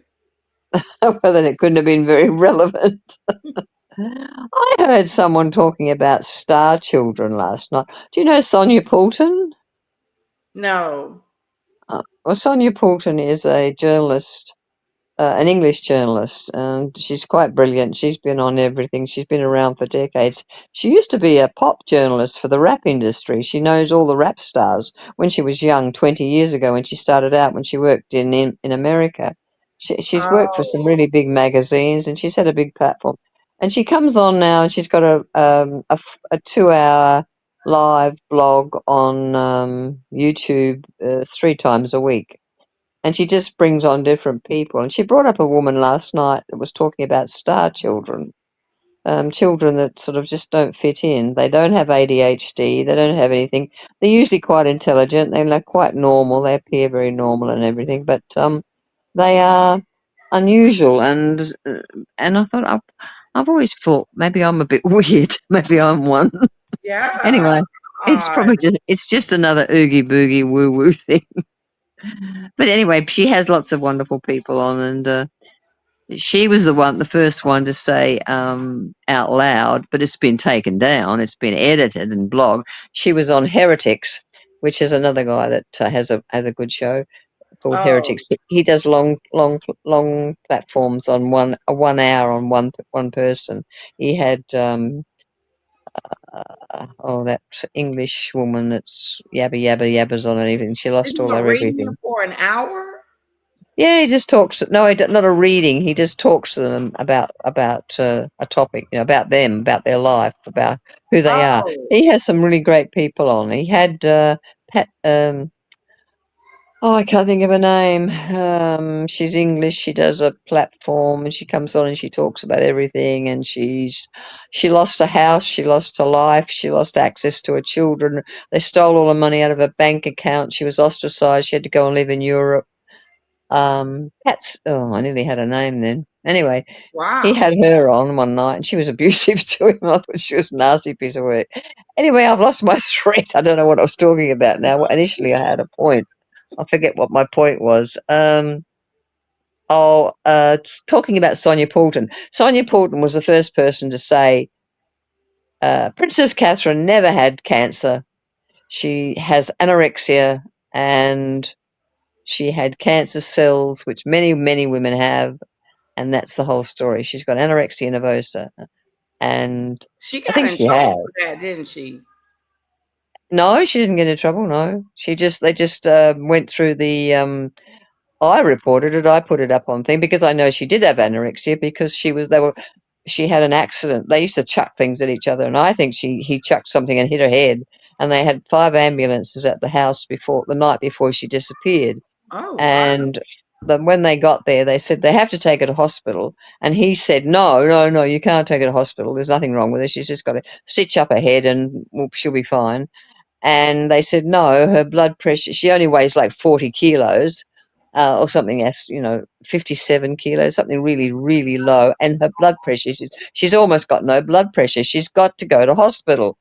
And so she went to hospital, and when they took her to hospital, they said, we've got to give a story to the press. What are we going to tell them? We can't tell them she's got anorexia because of Diana, and anorexia and a bulimia and all of that. We can't say Princess Catherine's got anorexia. We just can't. So what are we going to say? Oh, we'll say she's got cancer. And so they did this AI video.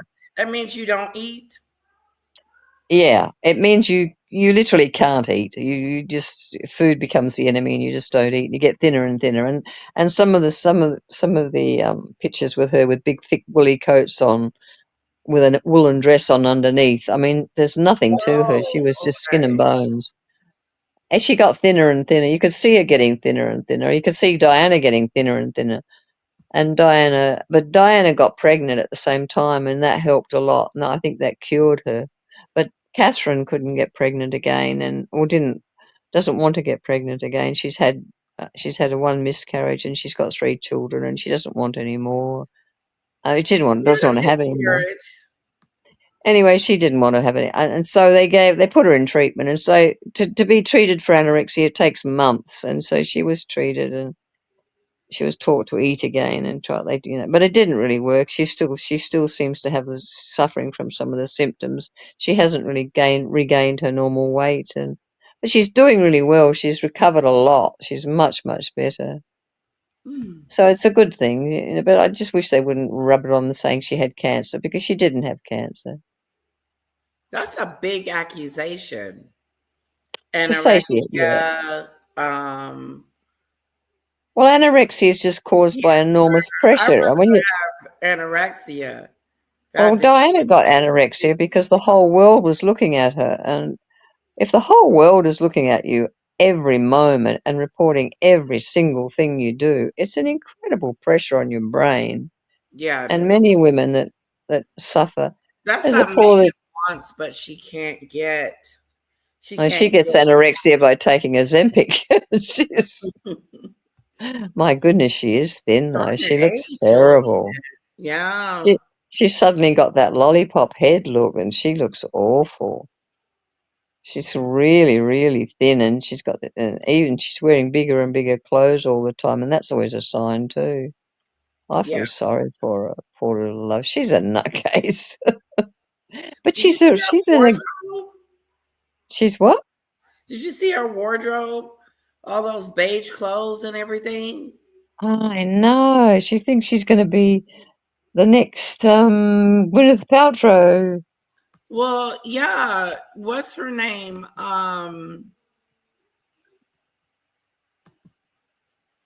Let's see. Let's go up here.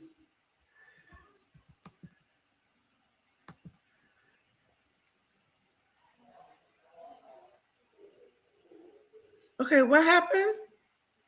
I'm here. Can you hear me? Yeah. You see it? Oh, wait. Sorry. Here it is. All right. Oh. Who are you talking about? This is Meghan's clothing line. Oh, right. The beige. The beige. This is her beauty line. Yeah. You know those packages she's using for her food. I think This she looks got so cheap. Control Me Edge Gel. How much is that? How much is it? Oh, you can get it at Amazon for $6. And I use Edge Gel. What is it? Is she selling it? It's for your edges, but I'm not thinking that is so weird. It's at Amazon. You can buy it at Amazon when you click on it. Really? Well, how come she's got connections to Amazon? I don't understand. I've never been on her channel. That's a good question. Does she have She's at Amazon. Here it is, $6. That's some crazy stuff. You can actually order stuff of hers, beige clothes. I can hit add to cart. Well, Letitia, I think you should get one of those ivory dresses because they're only $1,100. You should get 2. Let me get this out my cart. And then I'm not supporting her. Nothing. Ding dong. I'm not supporting Gwyneth Paltrow anymore either. I've gone right off her. Yeah. That video was stupid. It was stupid. She totally Made her look stupid stuff. Messed around and got markled. She's markled big time now. All the scandal about her using the N-word in 2004 and It's coming out. It's all coming out again, and her kissing and hugging and, you know, whatever else she did with Weinstein to get all those movie roles and thank him for the Oscar and all that. It's all coming back again to hurt her. Yeah. Candace Owens says she's going to get Weinstein out of jail. He shouldn't be in jail. He said there's only one person that's put him in jail, one person that made an accusation. He really didn't do anything. He just blackmailed girls and said, you want a big part in a movie? Down on your knees. And they did.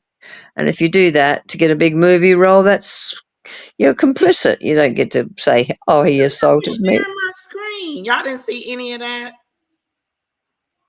No. Can't see it. All I can see is me in Paris. Richie wants to go to Paris again. I don't want to go. Oh, I can see it now. Yeah, that was crazy. It's very beige. I like beige. Maybe I should order something. Here's this little to-do-y. Sure. How much is it? It said Heidi and something. $1,300. I don't think so. $1,300 for what? For this dress.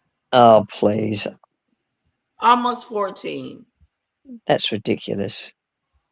She's ridiculous. She is. Big time. This dress. Oh, it's a very nice dress. I could make that. Okay, let me see the black one. Oh, that's is that the back? 13? Huh? Why does it have to be 13? You could probably get that on Amazon for 10. Yeah, it's not quite. Google Amazon for black strapless dress. I bet you can get a lot of dresses on Amazon, black strapless, for a lot less than, what did you say it was? $1,200? I've forgotten. 1,100? 1,200? 2,000? I don't know. I don't want it. These dresses.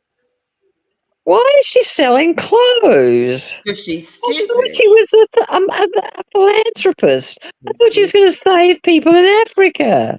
No, girlfriend. She is all about herself. She is But all about Meghan Markle.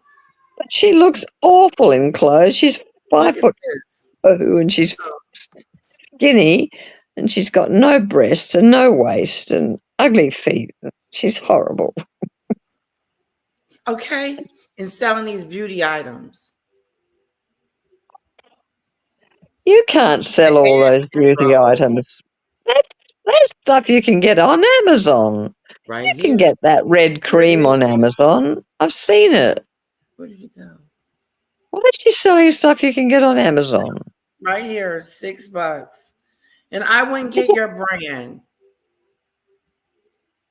So you could get her brand, and what would you pay for hers? It's about the same as mine.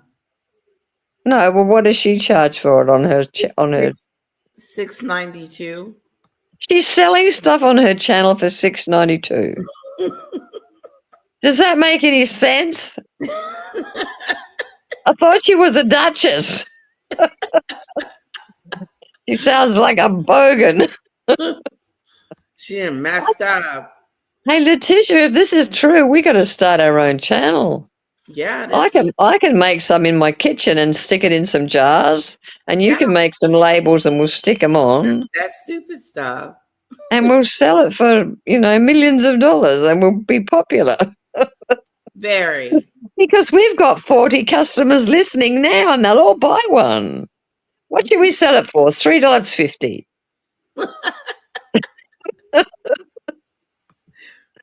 I'm going to make it out of flour and baking soda and moisturizer, cheap moisturizer from Coles. Yep. I'm going to mix it up in a big dish and I'm going to stick it in a pot.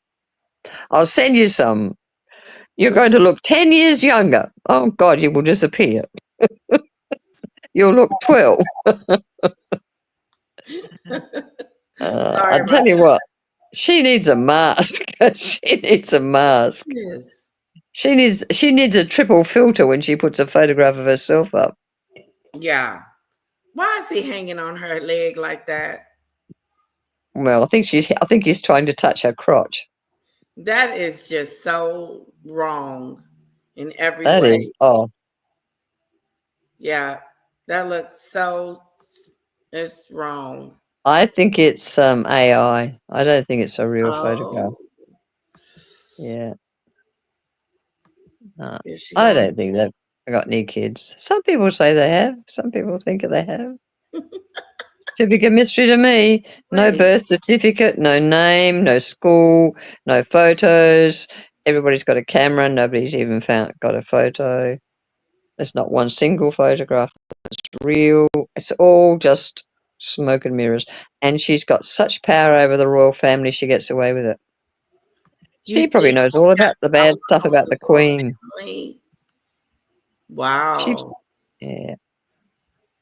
Well, Prince Philip went to live with his mistress for the last 3 years of his life, so that's, maybe she knows about that. I don't know. Who knows? Who cares? They're all a bunch of idiots. I've lost interest in all of them. Oh, I had to throw out all my good stuff today. Uh-huh. And the bin man just came and he took 2 gigantic bins, chock-a-block full of goods. all my journaling stuff. I've been journaling and collecting stuff for junk journals, and I'm going off it now. I'm going back to dressmaking because people want dresses, and I thought, Oh, I okay. don't know. So I'm going to make. I'm making duster coats, decorated duster coats. I think that's my plan. I probably won't do it. I'm too lazy. Tell me. What are you going to do? Oh, look, there's a rainbow. I see a rainbow. You got some good stuff. You got a lot of pictures. Who's that? That's Mindy Ling. That's when they went. I kind of like this blue dress at the top. I like the blue dress. Yeah. She put up these balloons. This was all her balloon idea. Okay. Oh, showed us how to do that. That's incredible. That is so hard to do. On her show. How did she do it? No, I don't know anything about this stuff. She's a genius. Gosh, she got a big head. Look how big her head is. That's what I mean. She's got a lollipop head because her body's shrunk down to the size of a child. She thinks slim is young. I'm sorry, it's not. It's skinny and you look emaciated. Yeah. And that's a genuine cook. Oh, did she cut a piece of pie? And the raspberries are all out of whack. Her raspberries are all out of whack. They're not in the right spot. Look, they're all over the place. They're not even. Yeah, it's not even balanced. The other leaf with this one and the other leaf for that one. Blind Drover's dog could do that. What's up with these berries hanging out on the side? God only knows. What's the blue flower? It's pretty. Some she gonna sprinkle on the cake later. Okay. She didn't put any sprinkled flowers on it. What's wrong with her? She didn't elevate it. She didn't. There's no sprinkled flowers on it. Oh, look, more sprinkled flowers on the donuts. That's good. Yeah. What is this? Red stuff. That don't look good to me. None of the stuff she cooks makes me hungry. No, it's not making me hungry. I don't want to eat any of it. It all looks like. What the hell? It all looks like she got it out of a packet and put it together in a big dish. And what are we doing with these flowers on the table? Like, oh, they're edible. Okay. You can eat those. Yes. She sprinkled flowers on these donuts, guys. Oh God. It's ridiculous. You can't eat them. She got the donuts from Aldi. One of her guests said, "Can you eat that?" No, you can, but you'll die. You can eat it, but you'll die. Right. You might end up in the hospital, but that's all right. Eat it. Yeah. She probably tested it on the poor cameraman and he died.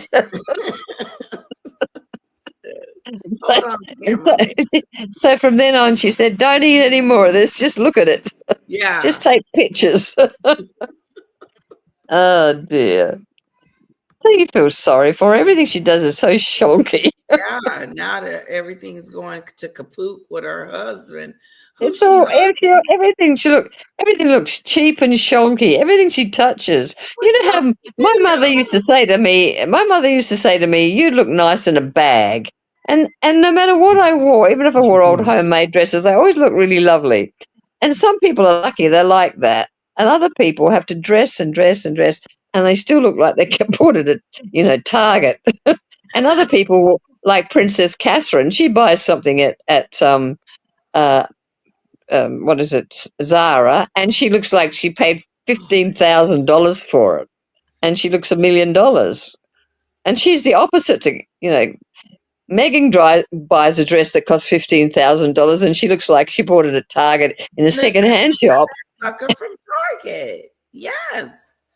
Whereas Catherine wears a dress from Yeah, and Catherine buys a dress at you know, Zara, and everybody goes and buys it and wants to wear it. Nobody wants to wear anything Meghan wears because she looks like a bag in it. Okay, That's the what's up problem. with this right here? With the Jamma Scam glass with the flowers. That don't look pretty. It looks tacky. Look like you used a jar. I want to know where the jam's made. I don't like that. And how many artificials, flavors, preservatives, colorings, and God only knows what else is in it. Nobody knows. Nobody knows. She's got. This video won't even play. It's doing I think stupid. This video won't play. Letitia, I think her food causes cancer. No way. It does, because everything's artificial. It's recording. Okay. Cat's out of the bag. I'm shocked we've kept this a secret for so long. In 2 weeks, my show I think is you're coming going out, which I'm bald, so lady. excited Your for, head's getting and bigger. also my business, which I think there's been a lot of curiosity about. No, Last year, she's not I going had bought bald. the Her American forehead's Riviera. That growing. sounds like such a great name. Yeah. It's my neighborhood. It's a nickname for Santa Barbara, but it limited me to things that were just manufactured and grown in this area. Then Netflix came on, the back not of just as my children? partner in What the about the show, back but of as people? my partner in my business. Right. Which was huge. So I thought They're about it. starving And and I've been being beaten waiting and for a raped moment and to share a name that I essayed. secured in 2022. Right. And this is the moment. And it's called As And Ever. As you're Ever picking essentially shit means in as your it's always garden. been. And Go if you away. followed me Your since forehead's too 2014 big. with the TIG, you know I've always loved cooking and tongue crafting and dead. gardening. Your This is what head's I too do, big. and I haven't been able to share it There's with something you in wrong the with your same way forehead. for the past few Where's years, your but now I wig? can. So as things are starting to trickle out there, I wanted you to Your hear voice it is from me first. horrible. Of course, Your there will teeth be are fruit falling. preserves. I think we're all clear at this point that jam is my jam. Oh, But there's so many. God. Your jam is your scam. It hurts. It does. Listen to her voice. I'm gonna make Have y'all you got- listen to it again. More products that I just love that I use in my home. And now Shut it's time to share up. it with you. So I can't wait for you to Shut see it. up. Thanks, guys. You're ugly. Okay. Cat's out of the bag. I'm shocked we've kept this a Actually, you're secret for so fugly. long. In 2 weeks, my show is coming We're out, gonna which be I'm so dreaming excited about for. her. And also my business, which I think there's She's been a lot. making me feel nauseous. I can't stand the sound of her voice. So I talk over the top of her. Great name. It's my neighborhood. It's a nickname for Santa Barbara. Liar, Limited liar. me to things that were just Your nose is growing. manufactured and grown in this area. Then Letitia, her Netflix nose is came on, growing. not just as my partner in the show, but as my partner in my business, which was huge. So I thought about it. Right. And I've been waiting for a moment to share a name that I had secured in 2022. And this is the moment. And it's called As Ever. As Ever essentially means as it's always been. And if you followed me since 2014 with the TIG, you know I've always loved cooking and crafting and gardening. This is what I But do. what And I about the haven't been able to people in share it with you in the Africa? same way for What the about past the few years, people but now I in can. Africa? So as things are And starting to why are trickle you out there, wearing I wanted Gwyneth you to hear it from me Paltrow's first. necklace? Of course, there will be fruit preserves. I think we're all clear at this point that jam is my jam. But there's so many more products that I just love that I use in my home. And now Where it's are time you to going to share it get with the you. So products I can't wait for you to see from? it. Thanks, guys. Where are you going to get the fruit from? Okay. Getting the jam from Cat's out of the bag. I'm shocked we've kept this a secret for so long. You're going to make a few jars from one tree. I'm so excited. What about the rest of the people? My business. If I which buy think there's been a lot jam, of if curiosity Letitia about. buys some jam, Last year, who else I gets bought some? the American Riviera. That sounds I'm like such gonna a great coming name. out with my It's my business neighborhood. It's a nickname for Santa Barbara. But it limited me to things that were Limited just me. manufactured and grown in this area. Then Netflix came on, not just as my partner in the show, but as my partner in my business. My business. You're a Which liar. was huge. So I thought about it. And I've been They're just waiting about for to a dump moment to you. share a name that I had secured in 2022. And this is the moment. And it's I thought called you were As a Ever. As philanthropist Ever. in 2022. There were children in Africa that were starving. Give them some jam. Send them some jam. Send those starving, be a philanthropist and send those starving children in Africa some jam. Some jam. No, Yeah. you sent it to 50 of your wonderful celebrity friends and hope that they would show it off. And they want some of those peanut things. If you're going to put them in little packets, put them in small packets and send them to Africa. The backer people need them. They can't get it approved. It's going to go right past in the conveyor belt because they can't get it approved. FDA, you can't send that to Africa.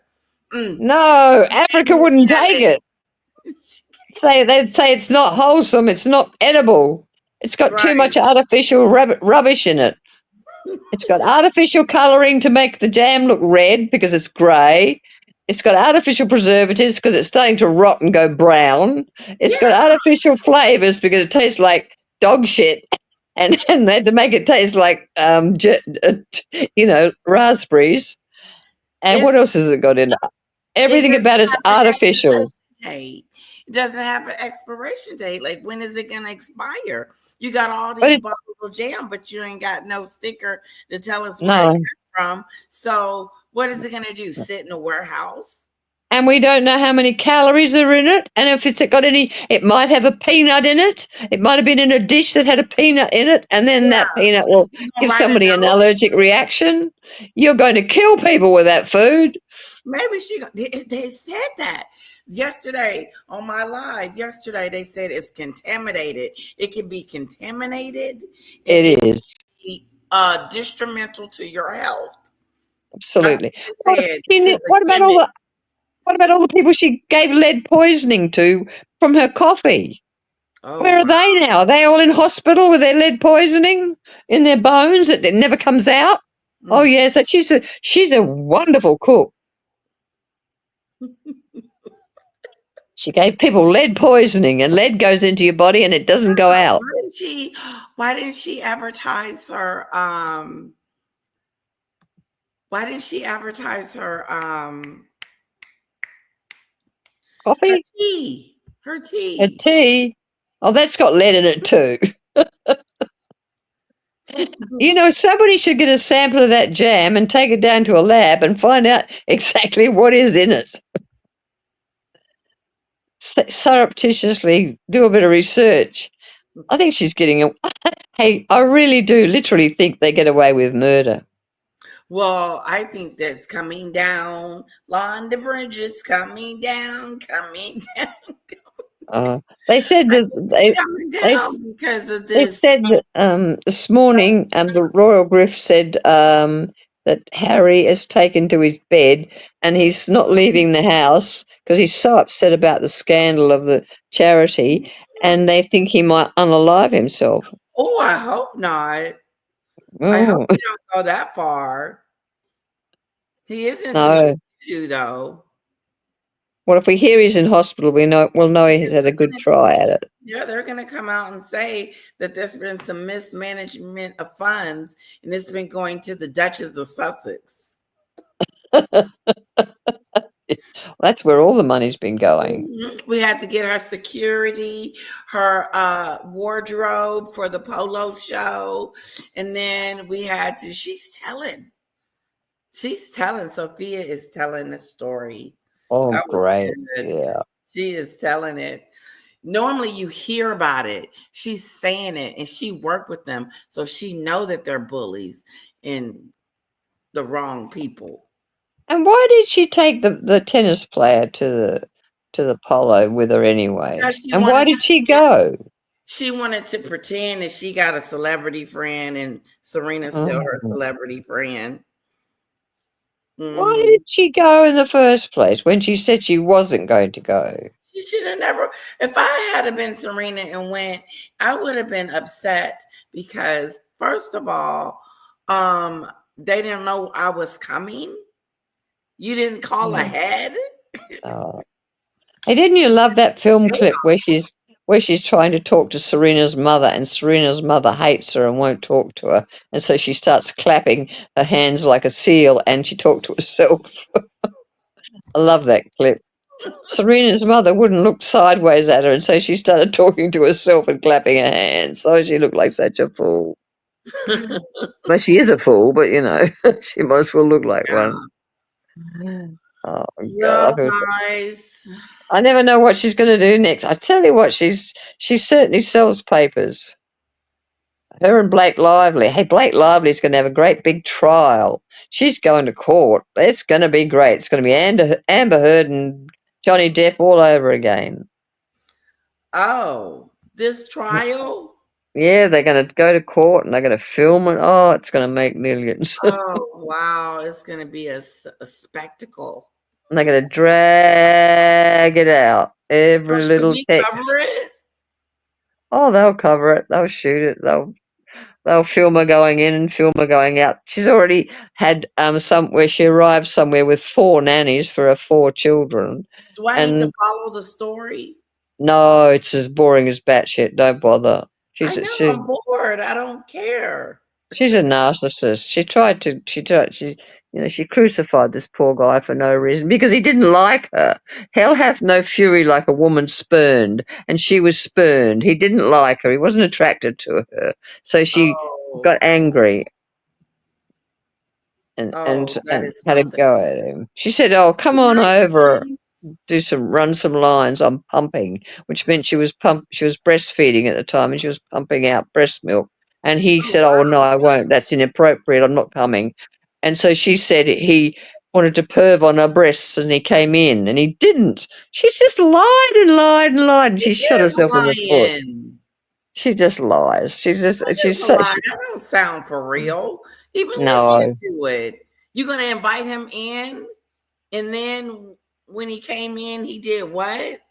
Well, so she said he came in. He didn't come in. That's it. But because he didn't want to. He didn't want to come in and see her stupid breasts being pumped out of milk. I know, and so dripping with milk. So he didn't go, and she got wild. That's just one of the spurning, And then because he had a bad back, he asked her how much she weighed because he needed to know if he could lift her because she's so fat. Actually, she's not. She's very, very thin. But she accused him of being being abusive about her weight. But he said he had a bad back, and he asked the doctor, and the doctor said, "Well, you better find out how much she weighs because you need to know whether it's going to aggravate your back condition." So he asked her how much she weighed, and she regarded that as an insult, saying, "Are you saying I'm fat?" That's BS. She knows she's not fat. Of course she's not. She's incredibly slim and beautiful. I don't know. Oh, he just didn't fancy her, and that's all there is to it. She was mad at him because you think she had But the stupid thing is, he saved every single text she ever sent to him, and a lot of them were flirtatious and inviting, and he is completely he's got all the receipts. Oh no, and this is gonna be good because she's She's going to go down like a ton of bricks, and it's going to be wonderful. Because no one likes her anyway. She's married to that gentleman, Ryan Reynolds. Yeah, Ryan. Yeah. And they're gonna show some victim texts, some seductive texts she sent him. Ooh, that's gonna be good. We'll keep up with that. Oh, she's got texts. Yeah. Yeah, that's what she said. Yeah, she lied to cover up her ass. She did. That's true. She lied to her husband. She said, "Oh, he said this and he said that," and he didn't. She just wanted to make herself look like a victim. Yeah, she sure did. All narcissists, the only thing narcissists want to do when they get caught out is become a victim. I didn't do it. It wasn't me. You stop picking on me. I'm so beautiful. Meghan's always the victim. Oh, this is gonna be good. I don't know. Racism. Reynolds gonna be staying with her if he sees some text messages. I would be like, "You lied. You just tell the truth." At some point, you just don't lie because you're gonna find out anyway. They got so many lawyers. They got 4 lawyers each. It's ridiculous. Oh wow, they're spending a lot of money on this accusation. And then there's the scandal coming out about the Disney thing, about the little people. That's right. That's going to be funny. Yeah, listen to who you like to listen to.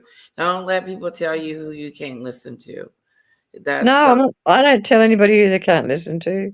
Listen to no, I was everyone. talking to the chat. Yeah. No, I just listening. Someone said I listen to Fiona and I listen to somebody else, and Yeah. the only person I don't like is that blonde woman. Death becomes She her. she laughs at her own jokes constantly, and I get so bored with it. I forget I what like she's that movie called. too. What was that movie? What was the movie? Death becomes her. The end of it when they Oh, start falling down the steps. I know, that's brilliant. and when she looks up and she's been given the injection, and she said, "Oh, now I have to tell you a warning," and she says, "Now a warning." Oh, that's brilliant. Isabella Rossellini was beautiful in that. And that was Meryl Streep and Goldie Hawn. That's a great movie. And the end there, they're getting polyfiller and, spray paint from the from the hardware. From the store. Sort of paste themselves together. Oh, it's lovely. It's a wonderful movie. Bruce Willis was in that. Oh, he's not very well. Oh, Poor yeah. Bruce. He just turned 70. He had his 70th birthday. Who's He gonna doesn't look like he's going to last much longer. He Who's can't gonna read. He can't talk. He These still are my responds, but, he's getting worse. It's really crap. sad. I like Bruce. He did some brilliant movies. He made us laugh. Okay, guys, I think it's time. The for me time to has shut it come. down. Yes. I The hope you walrus. guys, excuse me, enjoyed it. Hey, I'll Okay. tell you a joke. I'll tell you a joke. We used to say this to each other all the time when people said it's time to. We'd say, time all dogs were dead. Don't you even feel sick? It's a sort of I don't know, sort of inferring you're a dog. It was my family used to say it to each other when everyone said, I think it's time. And they'd say, oh, yeah, time all dogs were dead. I don't you even feel sick. I used to say it to my mother, and my mother always laughed.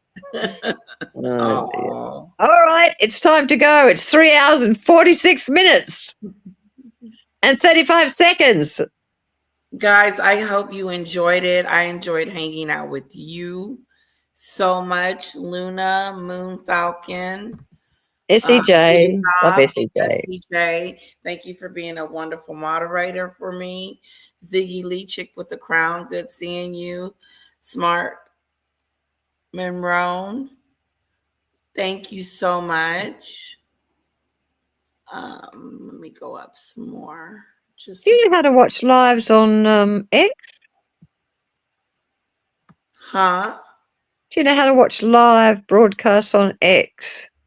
Because I keep getting notifications that people are going live on X. Oh. And I don't know how to do it. I don't know how to listen to their lives. Oh, are they? See, I'm not on Facebook. I'm not on Instagram or TikTok. I'm just on one platform. I'm on X and I'm on Instagram and Facebook. Well, I'm on Facebook. I don't go on there, though. I never go on. I never look at anything. I never look at anything on X. I put everything up about, the 2 yacht girls, Gwyneth and Meghan, but nobody noticed. Nobody saw it. Nobody set comment. I got about 18 comments, but I thought, I haven't got any followers. There's too much going on in the world. Nobody cares what I say, so I don't bother. Yes, they do. They care. I'm going do they care? They care about me. In short I only care that you and Paula like me. That's all I care about. And the lovely Doody Birds and SEJ and Ziggy and all the lovely people that you have on. I love all those people. I'm a bit tired today. Bye, guys. I'm going to play the middle of the song. Okay, I'll say bye-bye then. Love you. I'll love you and leave you. It's up to you. Okay, I'll stay till the song plays. Okay, here we go, guys. Thanks for hanging out at the Mimi Show. Diane, SCJ, Ziggy Lee, Chick for the Crown, Luna, Cordelia. Oh, I'm just getting a spam call. Thank you, SCJ, so much. Hey, Doodoo Bird. She's bullying me, Smart Monroe.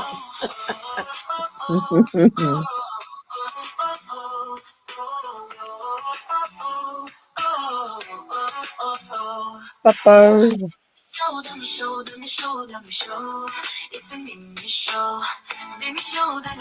I believe it, Moon Falcon. I believe that she is bullying he is too. Yep. Because he's a corporate. He's guilty. I agree. Shame on him. That's why it's coming out in the light.